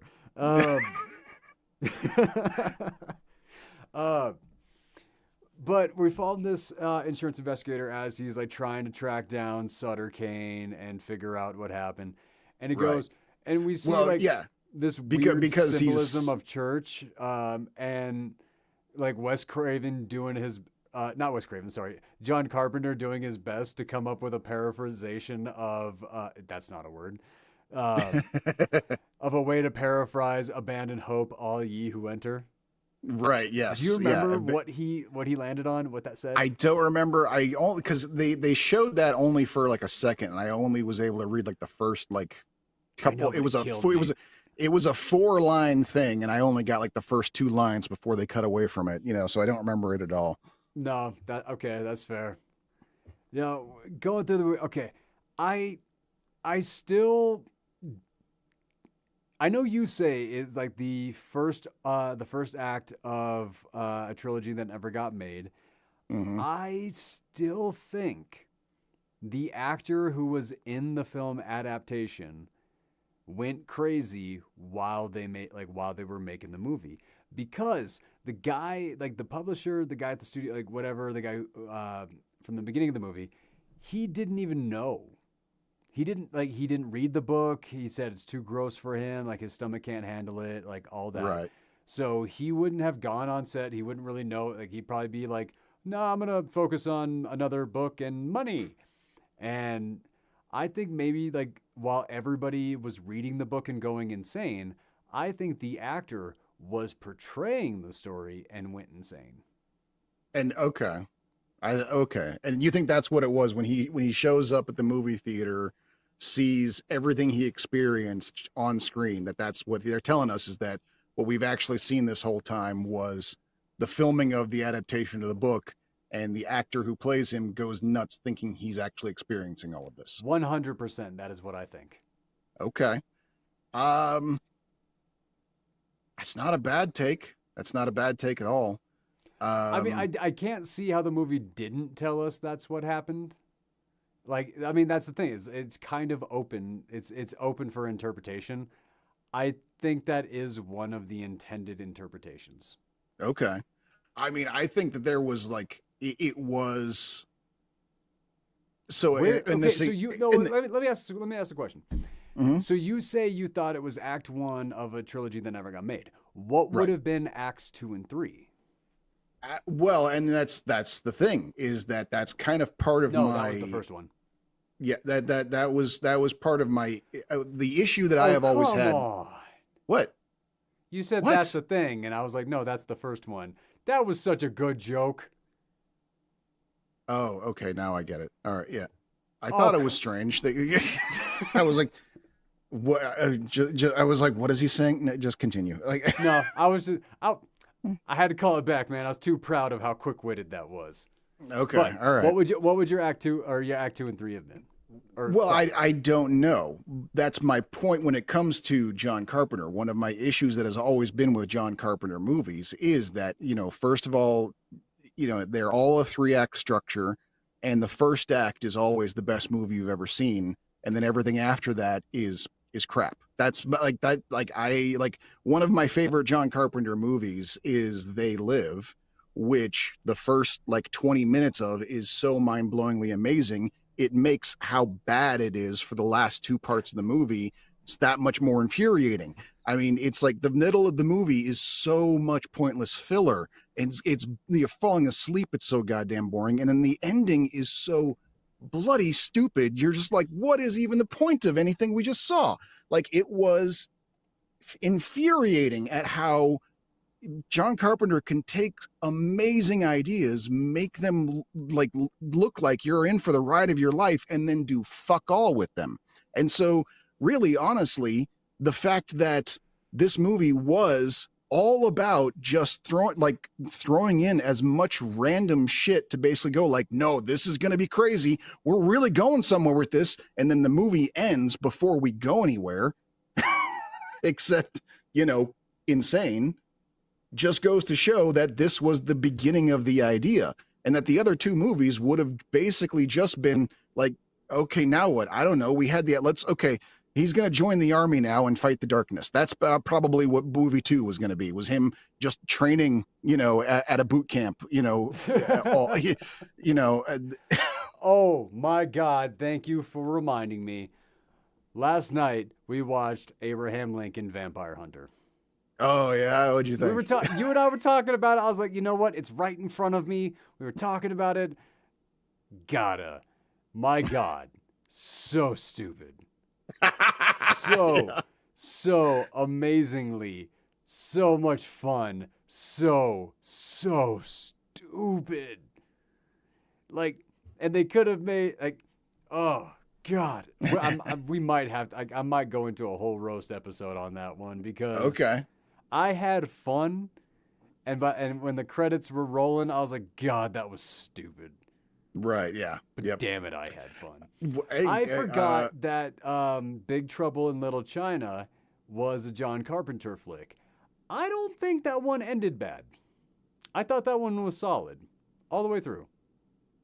At least I had a damn good time. okay.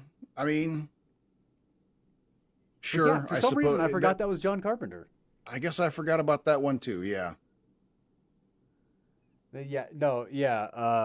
The But Mars one. that is also like, same thing. Like in the first act of that, a lot of random shit was thrown in the first part. Like, when they're driving through and they all of a sudden like crash into a Yakuza funeral that then turns into a shootout that they had nothing to do with. They just happened to drive in the middle of it. Like, what was the point of that whole thing?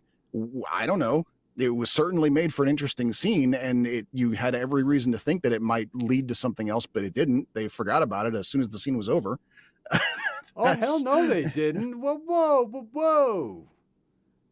I gotta defend myself some Big Trouble in Little China now. No, after that scene, because that was where David Lopan like made his appearance, because the Three Storms came on the street as well, because they were doing the funeral procession, and then the funeral procession got attacked by the other ones, and then they got mixed in the gang war and all that. But the reason for that, and I can't believe you forgot this, is Jack Burton's truck. oh, right. Yes, that's where he loses his truck. I The forgot Pork about that. Yeah. Chop Express. Come Right. on, man. No, Which there we go. Yes. How did the movie end? They miraculously find his truck while they're running away, and that's how they get away. Okay. Like they're running for their lives, and then all of a sudden, oh, there's my truck! Like literally out of nowhere. Even Jack had to do a double take. Oh, it's my truck. know. Hey, my truck! I know. I'm trying to defend this. Give me a second here. I'm struggling though. Like I'm kind of drowning in it. Okay. But if somebody steals your truck and then you go to their house to find it, eventually you're gonna run into it if you're running around the whole place. That's fair, but did we know that it was Lopan that stole his truck? They abandoned it because there was a fight going on. We didn't know it had been stolen. No, yeah, it does. Yeah. It does? Okay. Because it was the one guy in the whole movie in a business suit, the one who was in love with Gracie's assistant. Right, yeah. He comes in, he's like, "Oh yeah, and they got your truck too." Okay. Like I remember. Right, okay. I have to defend Big Trouble in Little China because, man, now I want to go watch it again. I love that movie. God. I'll tell you a story about old Jack Burton. What a great movie. No, okay. Damn it. Okay. So weirdly, Wes Craven has a lot of movies I'm really annoyed by, I can roast the hell out of, but he's also responsible for one of my favorite movies. Okay, John Carpenter, not Wes Craven. Damn it, John Carpenter. Why am I doing this? I mean, they are when it comes to horror franchises, they are the two like most iconic names. Okay, hold it. Yeah, but Wes Craven wins. Clearly. No, it's true. Yes, that is true. That is true. Come on. Like, yes, John Carpenter, he makes fun, campy horror movies. Wes Craven, yes, there was some campy. I mean, dude, Freddy Krueger, are you kidding me? Every word out of his mouth is campy. But Right, that's exactly, the yes. point. Yeah. Like, It's the fact that what makes Freddy scary is the fact that he approaches his He's bloody having murder so much with camp. Yeah. yes, he's having the time of his life. Everybody is terrified, and he's like, yes, I love this. Right. Yep. I mean, you really kind of you got to go with the Rick and Morty spin because they were right. Like, Yeah. No, it's true. Yeah. like, time for a dream, bitch. Like, Right. God, that voice. It's like, aw, bitch. Right. Dude, Rick, like that episode of Rick and Morty is one of the best. Yeah. Yep. Like when people say they want like make it like season 1, that's what they were talking about. Like the brainception and all that. Which Rick and Morty, like people say, like I've heard people say like it went off the rails. I'm like, were you not paying attention in season 1? Yeah, there were never any rails to begin with. The No, whole that's for point sure. of the show is Rick showed up and took the family off the rails. That was Right. This is the thing. That's like, yeah. That's the premise of the show is that the rails are long gone. No, so I'm looking at John Carpenter's filmography here, and I'm seeing, I think, like some of the best ones: Assault on Precinct 13, Halloween, Never saw it. obviously, The Fog, Escape from New York. I know you love that one, don't you? What? Really? I thought that was one of yours. No, I mean, Starman. That seems like one that would have been right up your alley. Starman. Is that the one with Bridges with Jeff or Bo Bridges? I don't remember which one. Yeah, Jeff Bridges. Okay. Yeah, I saw that a long, long time ago. I don't remember much about it. I'm guessing in '84 you loved it. That's my guess. I don't think I understood Maybe it not in loved it. '84. But yeah, In okay, 80 in '84, I would have been 7 years old. So yeah, I think I understood it about as much as a 7-year-old would. Ghosts of Mars. That was, yeah, I struggled with that one. Yeah. Never saw Escape the from Ward, but 5.5. Escape from LA was terrible from beginning to no, end. I've heard that. I never watched it actually. Vampires. That was the one with Bon Jovi, right? No, that's the one with James Woods. That one wasn't bad. I mean, it wasn't good.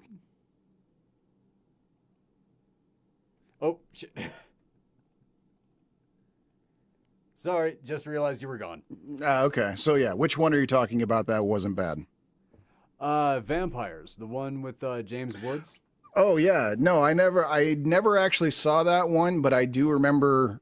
Like, well, the funny thing was is that the first time, because I think it was like I can't remember what it was I had just seen, where I realized I was like, oh no, wait, this is Carpenter's pattern, 3 act structure. First act is amazing, the rest of it's crap.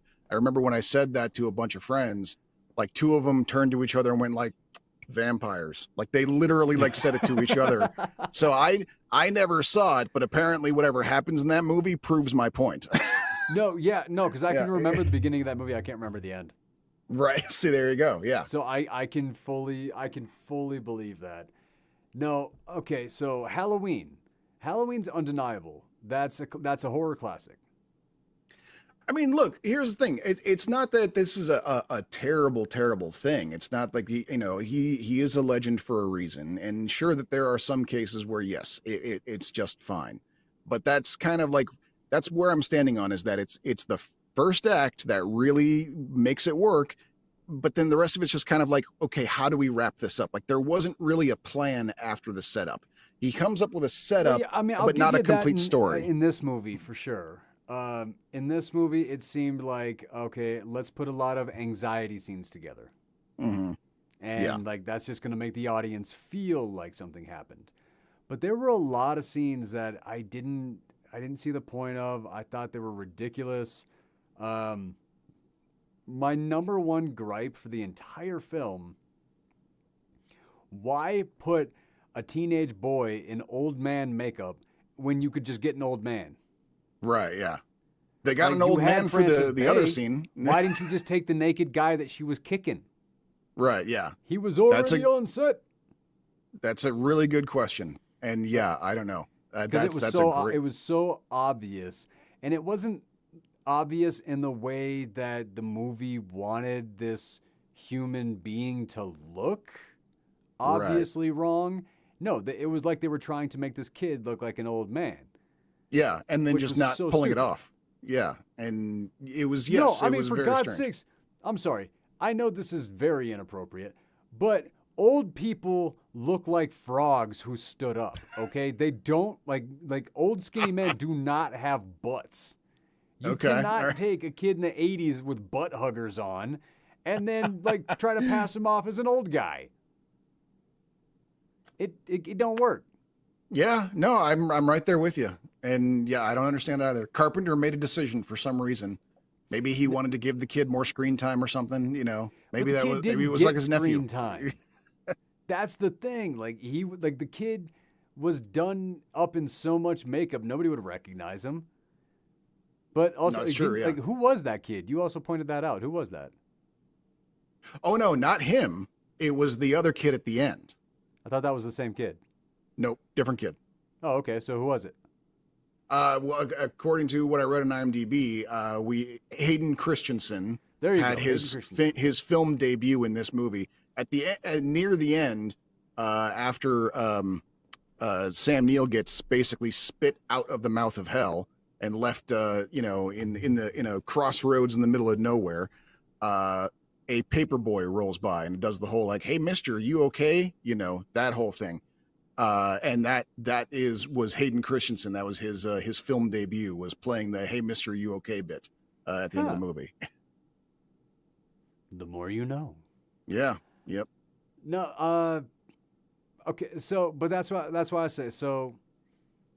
I think the movie stuck the landing in that open-ended concept where you can question it. You have some ideas. My headcanon is that yeah, the lead actor on the movie went insane.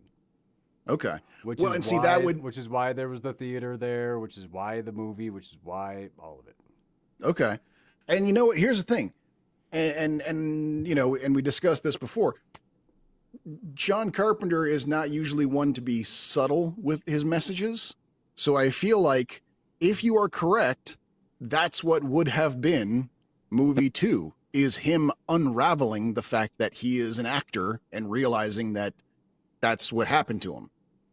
Okay. And then, and then movie 3 would have been, yeah, joining the resistance army and fighting the devil. So Yeah, no, joining yeah, like getting yeah. like two babes and one muscle like super muscle bound guy and defeating the devil with the power of love. Yeah, or so, yeah, something like that. Yeah. Sorry, I mean that's what happened Because yeah, in that's yeah, Big Trouble in Little China, my favorite John Carpenter exactly, yeah. movie. And but yeah, because that's basically what we saw. We saw the buildup, we saw the setup, we saw the all of the rando ideas. Because I mean, like the things that we were put through in this movie were all, like I said before, it was all Stephen King fan fiction. It was all, just random old lady, turning into a monster and killing her husband. It was people, saying, people in this town going crazy and violent, and like one or two of them going like, I can't help it. This is how he wrote me, and stuff like that. Like we were getting all of the setup. That's what this movie was. This movie So was imagine one that big line. setup. Imagine that line right there. I can't Mhm. help it. This is how he wrote me. Imagine that being like on set and like the lead actor being like, "Really? This is your dialogue?" Like, I can't help it. This is how they wrote me. Like there's hints in there. Right. Okay. And yeah, I mean, if this was written by John Carpenter, maybe it wouldn't have been able to. But I mean, I'll have to like let's take a look at some other Michael DeLuca works and Okay. see Yeah. if there's That being something else that like that. being said, if I'm just going to go ahead and jump ahead to one of my favorite parts of the movie, Hit it. mainly because of your interaction when the chick that he's traveling with, like randomly tries to make out with him one time in the early part of the movie, and you're like, what are you doing, bitch? Like you literally go like, is now really the time for this? And then like 20 minutes later, it happens again. She starts trying to make out with him again, and this time Sam Neill is going, what are you doing now? And she says, I can't help it, he's writing me this way. And she goes, it's good for the book, this is what the audience wants, is what she says.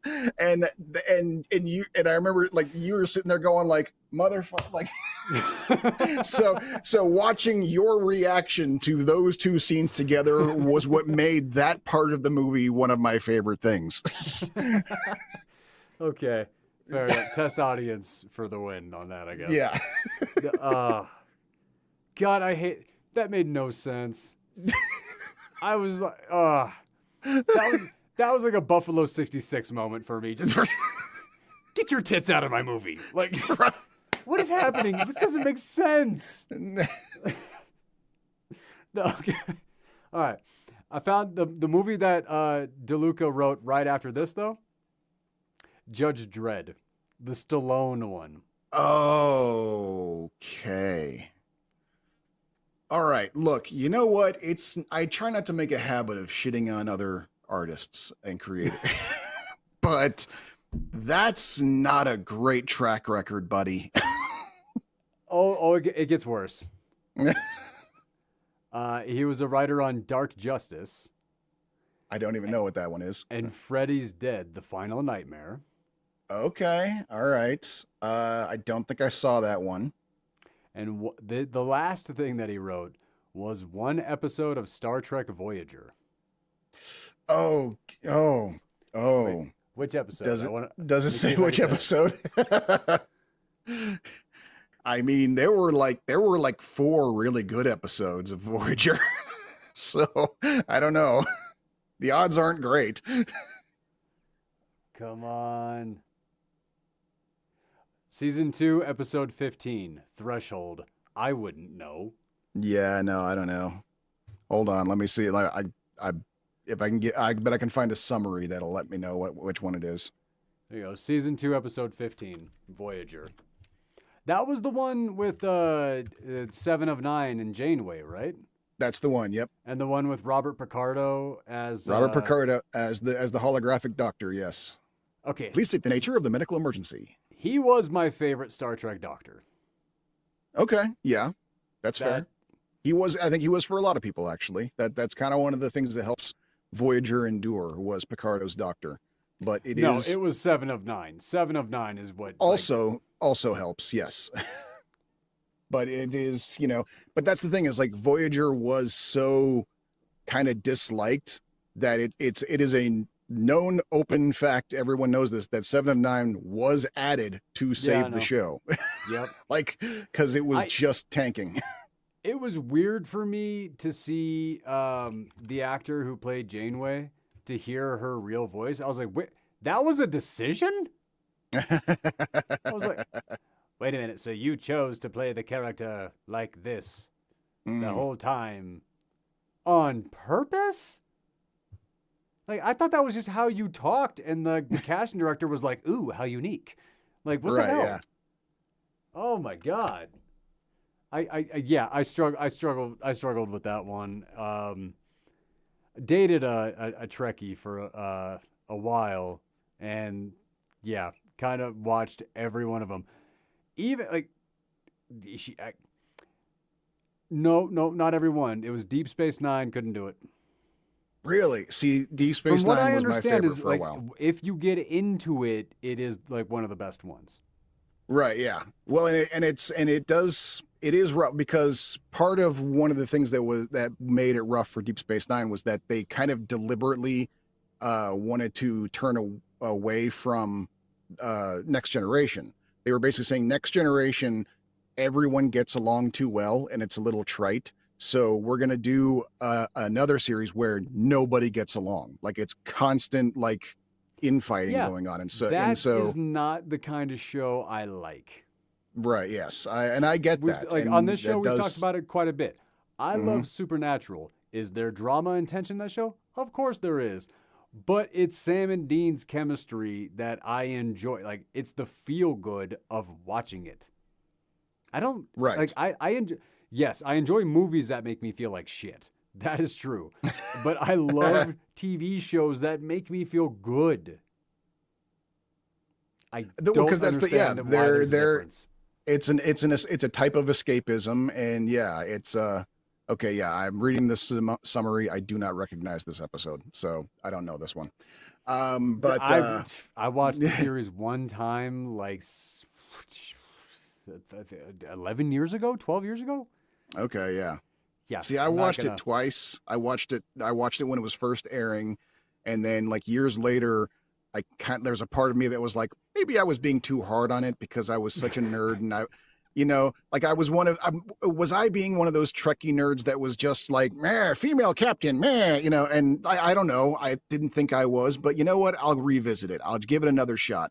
No, this is bad.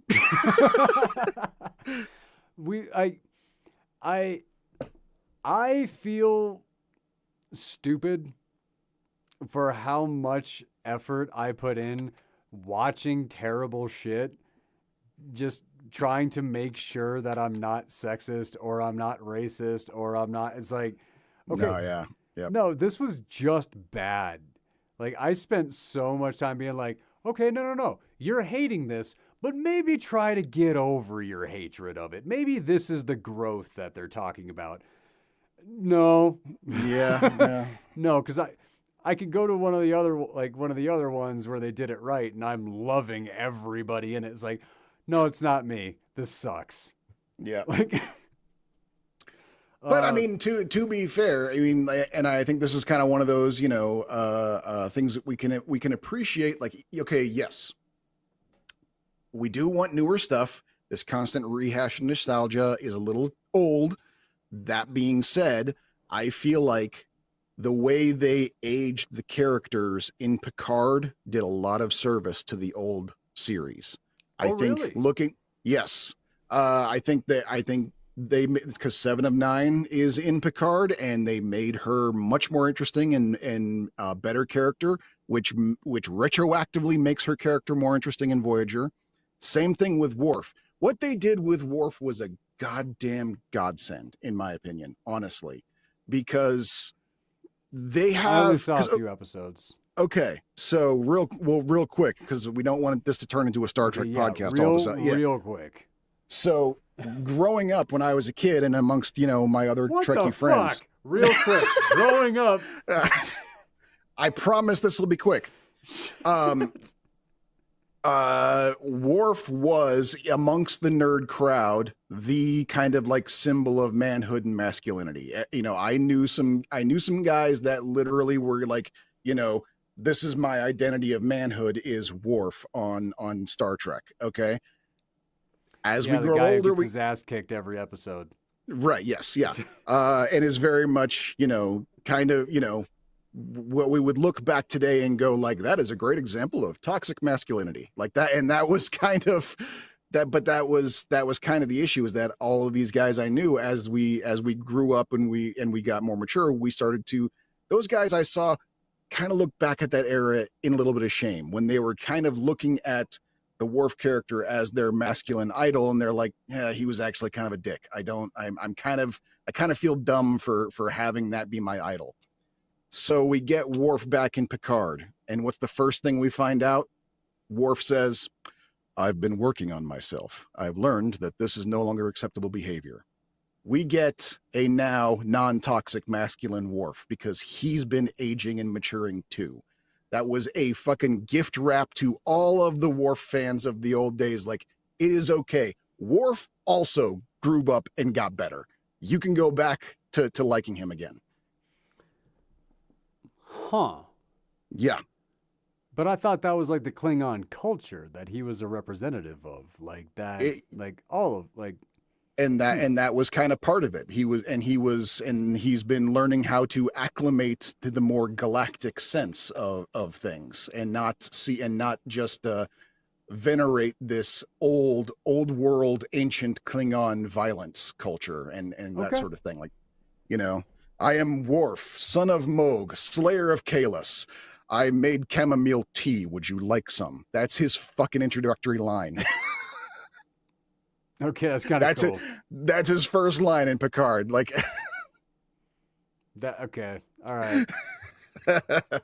See, I think that was the, like, when I watched Next Generation as an adult, I was like, dude, Worf's kind of a bitch. Yeah. He gets his ass kicked nonstop. He's kind of an idiot, and like, he doesn't know he's the caveman guy, but he's not even good at doing the caveman shit. Like, I was kind of surprised by how much of a bitch he was. I was like, this is weird.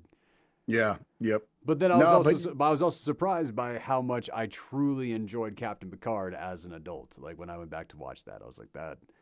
No, yeah. I am absolutely astounded by everything he says. Okay, so yes, even the pitch, even the pitch for Acts 2 and 3 of In the Mouth of Madness, no, hated it.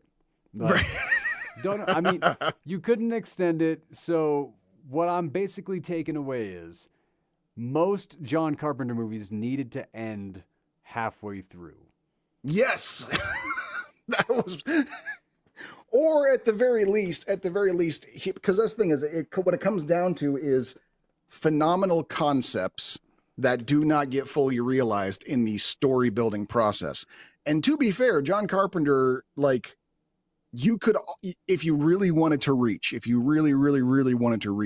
you could say he's doing that on purpose as an homage to Roger Corman, because that was Roger Corman's problem too. Oh, really? great concepts that just don't go anywhere because either he doesn't give it the time or the budget to do so. Um, Yeah, that is my okay. Not the time and budget, maybe budget, but yeah, that is my nightmare of writing my book. is how Such a much good time it's taking. no. It's that I have good ideas. The ideas are good. I tell my ideas. I pitch the stories. Awesome. Like a lot of people are on board and all this. I need to stick the landing, man. Mm, Like I'm and nervous. I'm yeah, scared. same, But hey, same. first book, man. First book. First Like book, yeah. I got a long journey ahead of me for when it comes to like all of this stuff. And the fact that I've put this much time into the first book, no, I'm in. I'm in. No, no. For all the ego I don't have, this much time, I'm in. No, yeah. Oh no, I think that's the ego and pride like mixing together to give the cocktail of motivation. Well, I mean, yeah. I mean, there's I for me, it's hearing the stories about folks like what's her name, Emily. Dickinson? Yes, thank you, Emily Dickinson. You know how like she went her whole life, no one even knew that she was a writer, and it wasn't until after she died that they found like the shoebox full of poetry under her bed, and then Oh, and right. Yep. it's, Yeah. you know. There's also this guy named Robert Kennedy Toole. Same thing. Like that guy committed suicide, and then his mother found two manuscripts in his stuff. One of them won a Pulitzer Prize. Like, like Oh my that's God. yeah. Like that's the kind of shit that keeps me going. Is like I'm not gonna be the guy who doesn't get it till after he's dead. Like, I would be so okay with that. Oh my dude, like seriously, no. If my obituary like hit and then like just the most random person be like, "Oh, he was an author? How did I not know that?" And then like that's when it picks up and then like whoever I pass all the rights off to, they get all the money and all this stuff. Okay. But I didn't have to get harassed. I didn't get followed. I didn't get stalked. Like all this. No, dude, this sounds great. A whole lifetime of the freedom of time, just making enough money to work on the books and all this stuff. A whole lifetime just to make the art and do all that, and then have somebody, and then like have people wish they could have stalked and murdered me. That sounds cool. Is this a misery thing? Ha ha! I skipped that part. Right. Okay. No, that sounds awesome. Like no, like different dreams is what's happening. Clearly, yeah, no, yeah. You, in all the ways that we are the same, we are also weirdly complete opposites. No, dude. Oh man, nah. I just want to write. That's all. That's all I want. I don't want to edit. I don't want to think about it. I just want to write. That is so. Yeah. It is so much fun to disappear into that world, man. Like that. That is the love. Okay. So I know you said like you went ahead a little bit earlier when you were giving your top 5, your Right. favorite moments. But what Yep. are And- some of your favorite moments on this? I mean, there is also the kid on the bicycle. Like I know you were talking, you're mad about them putting him old man makeup instead of getting So dumb. yeah. That was one of the scenes though that stuck with me though when I first saw it. That when they see him on the road and then they see him on the road again, now he's an old man, and they act, and then they see him the third time. This time they accidentally run him over, and as he's getting up and getting back on the bike, he says to them, I can't get out. He won't let me out. Like when I first saw this movie, that was the part that like really got me. Like I felt like that one kind of stuck with me for a while. I even remember like I would repeat that line if ever I was like ever at work and it was just like one of those shitty days at work where all the bad things that happen at work are all happening at once. I would turn to coworkers and go, he won't let me out. I can't get out. And they would be like, what the fuck are you talking about? He who? Like, because no one had seen the movie but me. So I'd never even heard of this one, so Yeah. I do believe that. right. Okay, no, okay, But so I can that's up give you there that. just for the staying power of it. Even though I wouldn't say it was like a top tier moment in movies. That line stuck with me for so many years. I'd have to kind of put that as a, you know, It was if when it was the arrival to Knob's End, and then mm, she looks at Sam Neill and goes, "Your turn." right, yeah, you drive, yeah, Yeah, no, that got a big laugh. I'm sorry. She has had a big career. She's been in many things, and I do recognize her when I really like kind of go into that. And I don't know if she became a better actor or if this was what John Carpenter wanted, and he wanted it stilted like this. right. But Jesus, she annoyed me in so many She of her was scenes. a weird, especially that entrance. Her first I was scene, just about to talk. yeah, I was just about to talk about that yeah. entrance, like when she Go comes ahead in. then. Okay, hello, I'm Right, here. What do you right. say?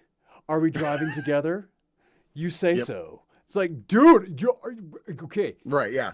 I did not. I thought this was a model who was getting her film debut. I did not think this was an established actress. I thought this was somebody who was like, okay, there's a camera. I must vogue. Here we Right. are. Yeah. Like it was. Take the It was glasses so off, put them in her distracting. mouth, take Oh them off my again, God, the put them in her. glasses. I forgot she even had them. I forgot she had glasses because she took them off so much and was using them in her hand. Did she wear glasses in any other scene of the movie? No, she did not. After that scene, we never saw her in glasses I don't again. remember glasses again. No, I don't. What? I Which, you know what? Actually, now that you bring it up, that plays into your movie theory that she was an actress being a bad actress because Sam Neill was filming a movie the whole time. Oh, Fuck, it that does. actually. Oh, fuck. That actually works. God damn it. Oh, it does. Okay. All right. Headcanon +1. Right. No. Oh my God. Yeah. The terrible use of movie props and all of this, and then Yeah. disappearing movie. Okay. Oh, see, I don't like that could be a failure on the movie, but we're just giving it as a win. Like, Right, yeah, because that's the thing is like it's not like because it's also something it's also I wouldn't put it past John Carpenter to just do that. like right. Yeah. Damn it. like they'd already filmed all the other scenes, but now they're doing that entrance scene and he's like, "All right, really slut it up. In fact, you know what? Get her some glasses to play with." Like Oh my God. It would have been better if like her hair color just like randomly changed. her hairstyle certainly randomly changed a lot. So there Okay. was Yeah. that. A few times. Yeah. Okay. There was the other thing. Yeah. When it came time for that kiss, I mean, ugh. The anger. Okay, it was supposed to be like, there was supposed to be no chemistry. Sam Neill's dialogue like lets us know that. Right. Correct. There was no chemistry. Like that was true. That one line where Sam Neill's Australian accent popped out a little bit. Like Oh, I love it when yeah. that Don't happens. throw I love chips at it. the driver. Yeah. Yeah. Yeah. Don't, don't throw chips at the driver. It's Yeah. like, dude, whoa. Hello, Aussie. Like, no, yeah, okay. No, like that's a little personal thing that I really didn't have anything to do with the movie. All the crosses in the crazy room. Why Right. crosses? Why? That doesn't make sense considering apparently our dude lives in a church, so obviously crosses don't have anything to do with it. Exactly. Like, yeah. But like no, like it was very obvious. Like the Lovecraftian aspect of creatures just on the other side trying to get in, drive us insane. The pupils that were like splitting in two, which I Right. thought that was going somewhere and it never did. I Right. thought that like the pupils like splitting in two was going to end up being two eyes on a creature later in the movie, and I never saw it. So Right. I am a little mad that where you've seen like when we watch The World's End, when I see something, I'm keyed in on it for the rest of the movie, Right. And you're when it waiting never for that pays off, payoff. it kills me. Yeah. Yep. Like, so that was one thing that I was like, okay.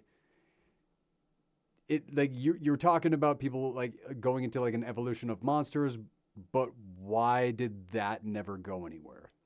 Right, exactly. Yeah. When they do turn into monsters, all they are is creepy. They're not like That's it. That's yeah, and you yeah, know, with the yeah. exception of Day, the old lady. Oh, Uh Bay. Bay, thank you. Yeah. Yeah. She actually like grows some extra arms and stuff like that. There's Oh, that. that's right. Uh No, she grew yeah, temper. She like Frances Bay grew tentacles out of her boobs. right. Yep. What Oh, and the hell? speaking of things that don't pay off too, is like even after that scene where he actually sees Frances Bay chop up her husband, and then he goes to find uh um our the chick again. He walks up to the door where she is. We see her silhouette, and we see like all sorts of monster features. We see tentacles and wings, and he even looks down at the bottom of the door. There's little tiny tentacles flailing around at the bottom of the door. Which is what And I he's was like, referencing. That's where you use CG. right, yeah. And so he's just like, hey, we should go. He says to the thing behind the door, and then all of that stuff just kind of sucks in and disappears behind her silhouette, and the door opens and she goes, yeah, I'm ready to go. And guess what? We never mention or talk about or reference or pay off any of that ever again. In fact, he doesn't even painting question. that we had a 3 beat on the painting and it never Yep. went anywhere. Right, exactly. Yeah, like he never even so much as like he's still trying to rescue her. She's obvious. Whoa. Right in the middle of impassioned Doc. All right. Go ahead. But yeah, no, he's still trying. He's still trying to rescue her when she obviously has become one of them. Like he doesn't even stop to think about it. Like, hey, you okay? Like nothing. No, it was. I mean, it was ridiculous, is what it Yeah. was. There were some fun moments. I had some good laughs. The sound design, something about John Carpenter's sound design, and a lot of the sounds that came out of like the '80s, the Wes Craven, John Carpenter, like those sounds. I think it's because I grew up watching those particular horror movies, but like the nostalgia of those just reaches deep. It just cuts into my soul, man. It scares the crap out of me. No, I feel you there, and they definitely are specialists in that for sure. And Carpenter, yeah, especially. I mean, the dude's also a musician. He knows how to play with sound and to get the emotions out of that. Yeah. Okay, thank you for bringing that up. I was jamming at the intro to this movie.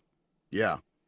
I was absolutely feeling it. I was in it. I was like, dude, is this Metallica? What is it? Like, right, yeah. We were both like halfway certain that he licensed Metallica, and it's like, nope, this is a John Carpenter original we're listening to. Like, this is hardcore. Just chose the right riffs, I guess, man. Like I was really enjoying that. So I'll give that praise.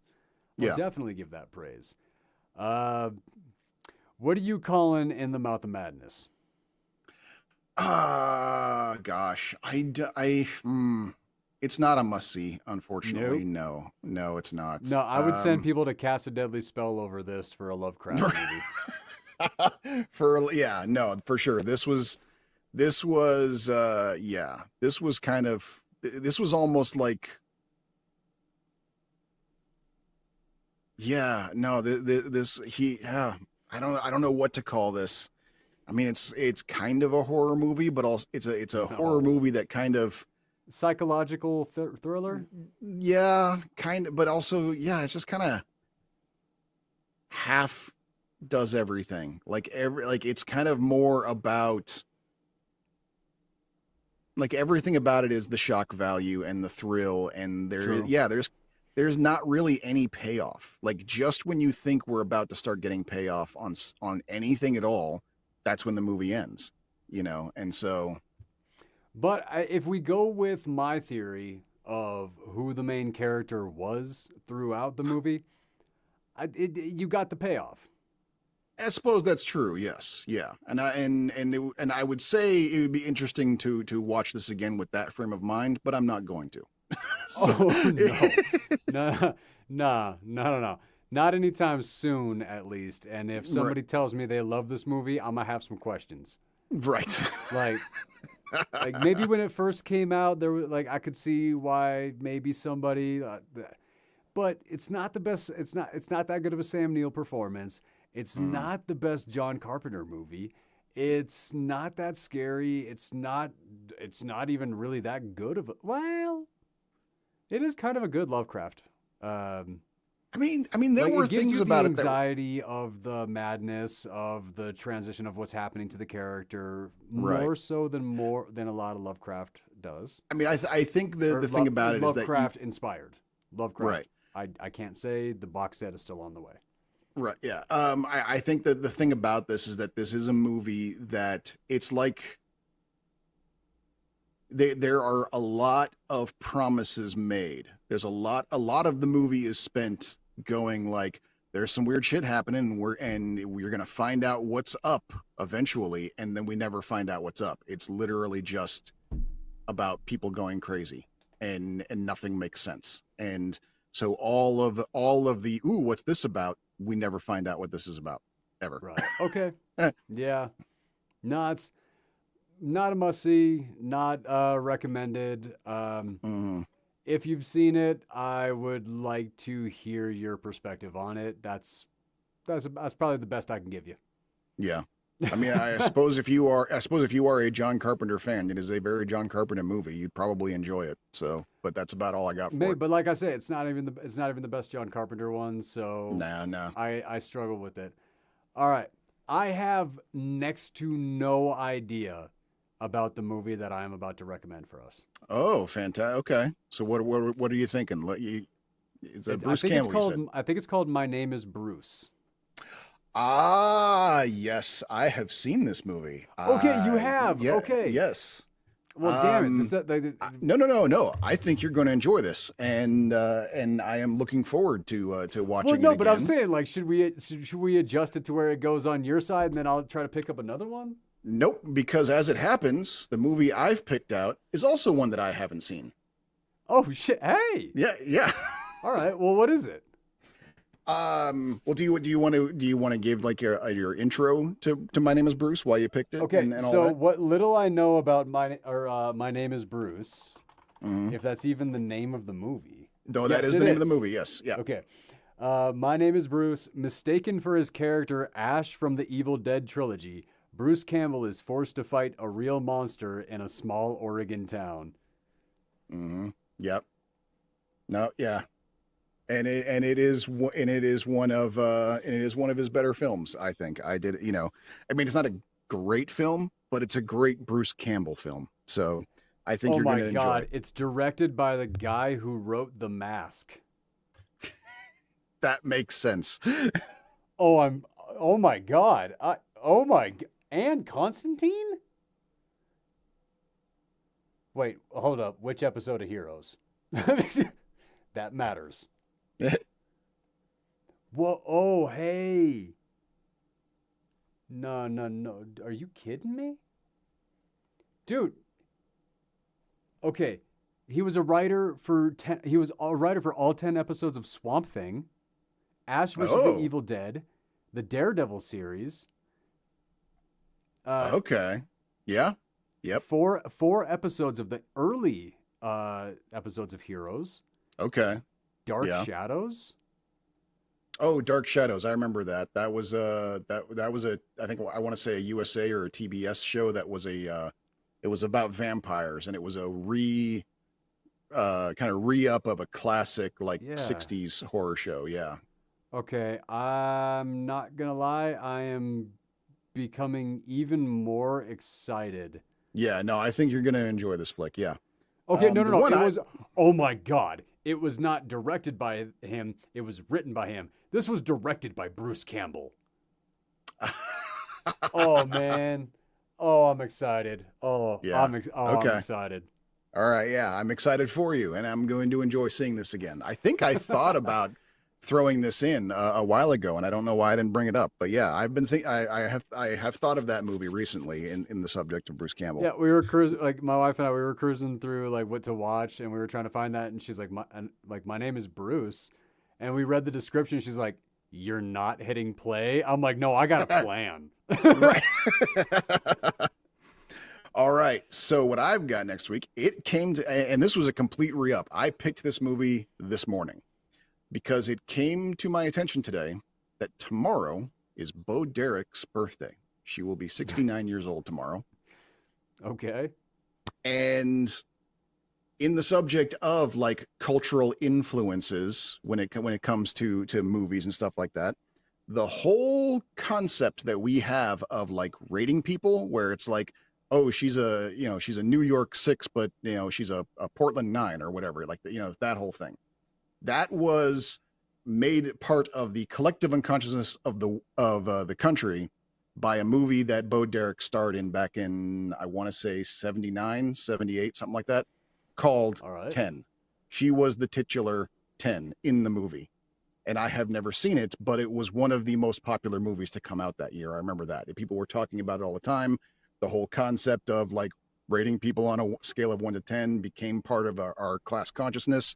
And of course, when Bo Derek played Tommy's hot stepmom in Tommy Boy, he makes the joke, "Dad, she's a 10." And like that's what that's a reference to, is the fact that she is the 10 in the movie 10 that started that whole thing. And since I have never seen this movie, I'm thinking, let's do Bo Derek's 10. Okay. So you got my curiosity going. Is that the movie that she had the braids in that like made her into like the cultural punchline? It might be. I don't know. Let me check. That's a good question. Because that's all I know about Bo Derek is she was hot and then she became a cultural punchline for having cornrows. Yep, that's the one. Yep. Well, okay, there you go. Now we have to. Like, it's a must. Like we got Yeah. we got to find out because basically she was the first white woman to really be attacked for having cornrows in the public space. Right. Like this. Like I can't think of anybody who got chastised before that. Neither can I. And which is what is kind of odd too, because on top of that, like the movie came out like in 79, and I remember hearing people give her shit about it like when I was a teenager in like the late 90s. And so it's like, dude, it was 20 years ago. Give her a break, Oh, come on, man. Think of how many people got ripped off the air for comments that they made 20, 30 years ago and stuff like that. That's before the internet, though. I mean, come on. I know, but like that's what I'm saying. Like when people talk about like, oh, this generation and canceling, I'm like, we've always done this. No, I guess that's true. Always. Yeah, that is fair. Before it was canceling like celebrities, we canceled politicians, and it used to be Yep. way worse. But also, Bo Derek is also one of those like, how would you define like the Marilyn Monroe types, where it's like they're not the best actors in the world, but they seem to get a lot of roles because for some reason a lot of people just sort of seem to have crushes on them. And so even though they're not, that would also be an example. Gal Gadot, probably the modern day. She is probably the modern day example.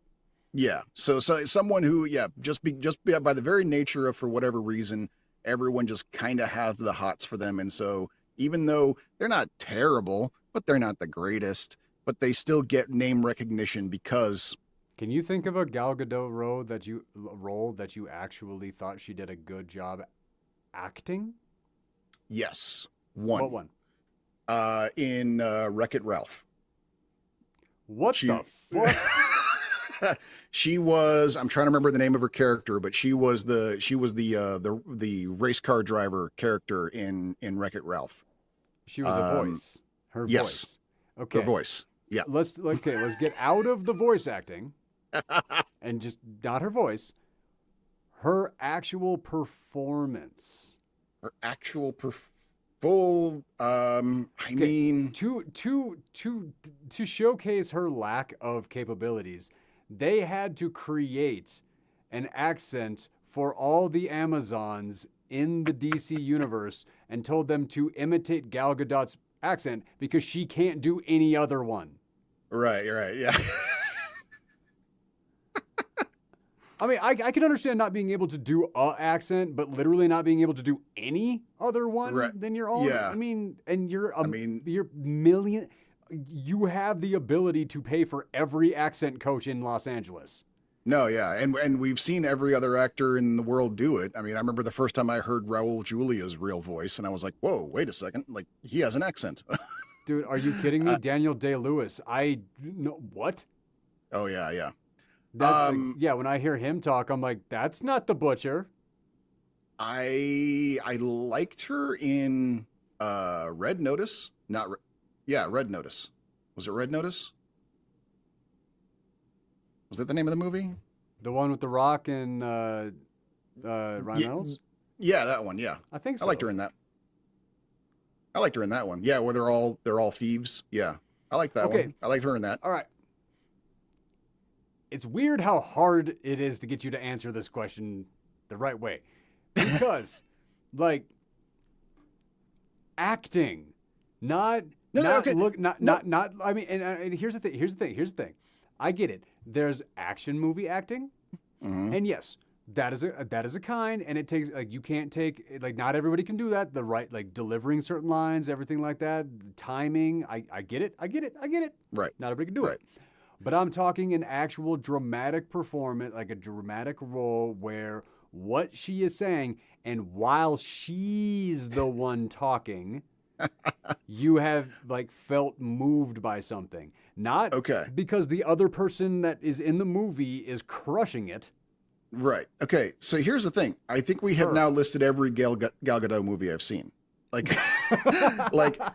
Wreck-It Ralph and Red Notice and the 2 Wonder Woman movies, I think is everything that I have seen her in. Okay. And I'm not disagreeing with you. I could totally see that we're it's someone who maybe isn't the greatest, isn't terrible, but yeah, it's because folks have the hots for her. I'm telling on myself here. I didn't realize this about her until really recently. Okay. I had enjoyed her in movies. I'd enjoyed stuff, everything like that. But I never really actually thought about it. I was like, holy crap, this has been my teenage brain absolutely taken over every time I've seen her on screen because she's epically hot. Yep. So my caveman shit has been shutting down my actual taste and the actual judgment over these things because I look back on it and I'm like, no. Because when I think about her scenes, I can't even discern which movie it was in. Right.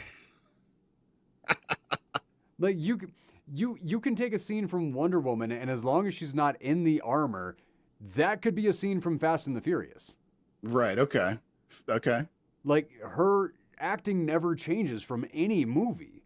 No. Yeah. And I just realized that 2 days ago, and I was how did I fall for this?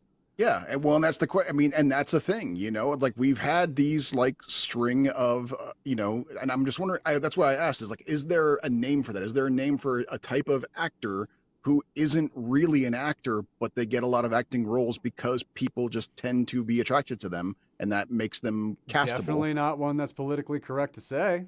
No. Okay, well, that was Marilyn Monroe. That was Bo Derek. For a hot minute, it was Anna Nicole Smith, and that's Anna. Yeah. And I was on board that train. Let me tell you, I knew why, and I didn't care. And I think that's Kim Kardashian. Okay, I don't see it. I have never seen how people find her attractive, but I can see what you're saying. No, neither do I. It's literally about as fake as it can get. But I actually wanted to request something from you. Okay. And it has to do with Kim Kardashian. Have you heard of her new series? No. Okay, so there's a new series that she is in. It's called All's Fair. Okay. And the cast, Kim Kardashian, Naomi Watts, that you would know. Good God. Sarah Paulson, Glenn Close, Ed O'Neill. Holy shit.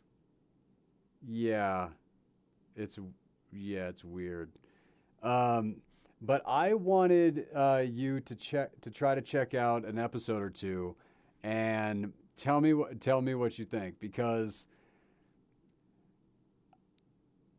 I there mean, there like I have seen you praise some things that should not be praised, and I'm curious which side of you is going to win the argument in okay. watching that. Okay. What's it called again? All's fair. All's fair. Damn Okay. it! Knowing that Glenn Close and Ed O'Neill are oh God, am I gonna watch this? But it stars No. Kim Kardashian? Yeah, and I love Sarah Paulson. Yeah. Oh no, Sarah Paulson's great. 100%. Yeah. Ah, and I mean Glenn Um Close.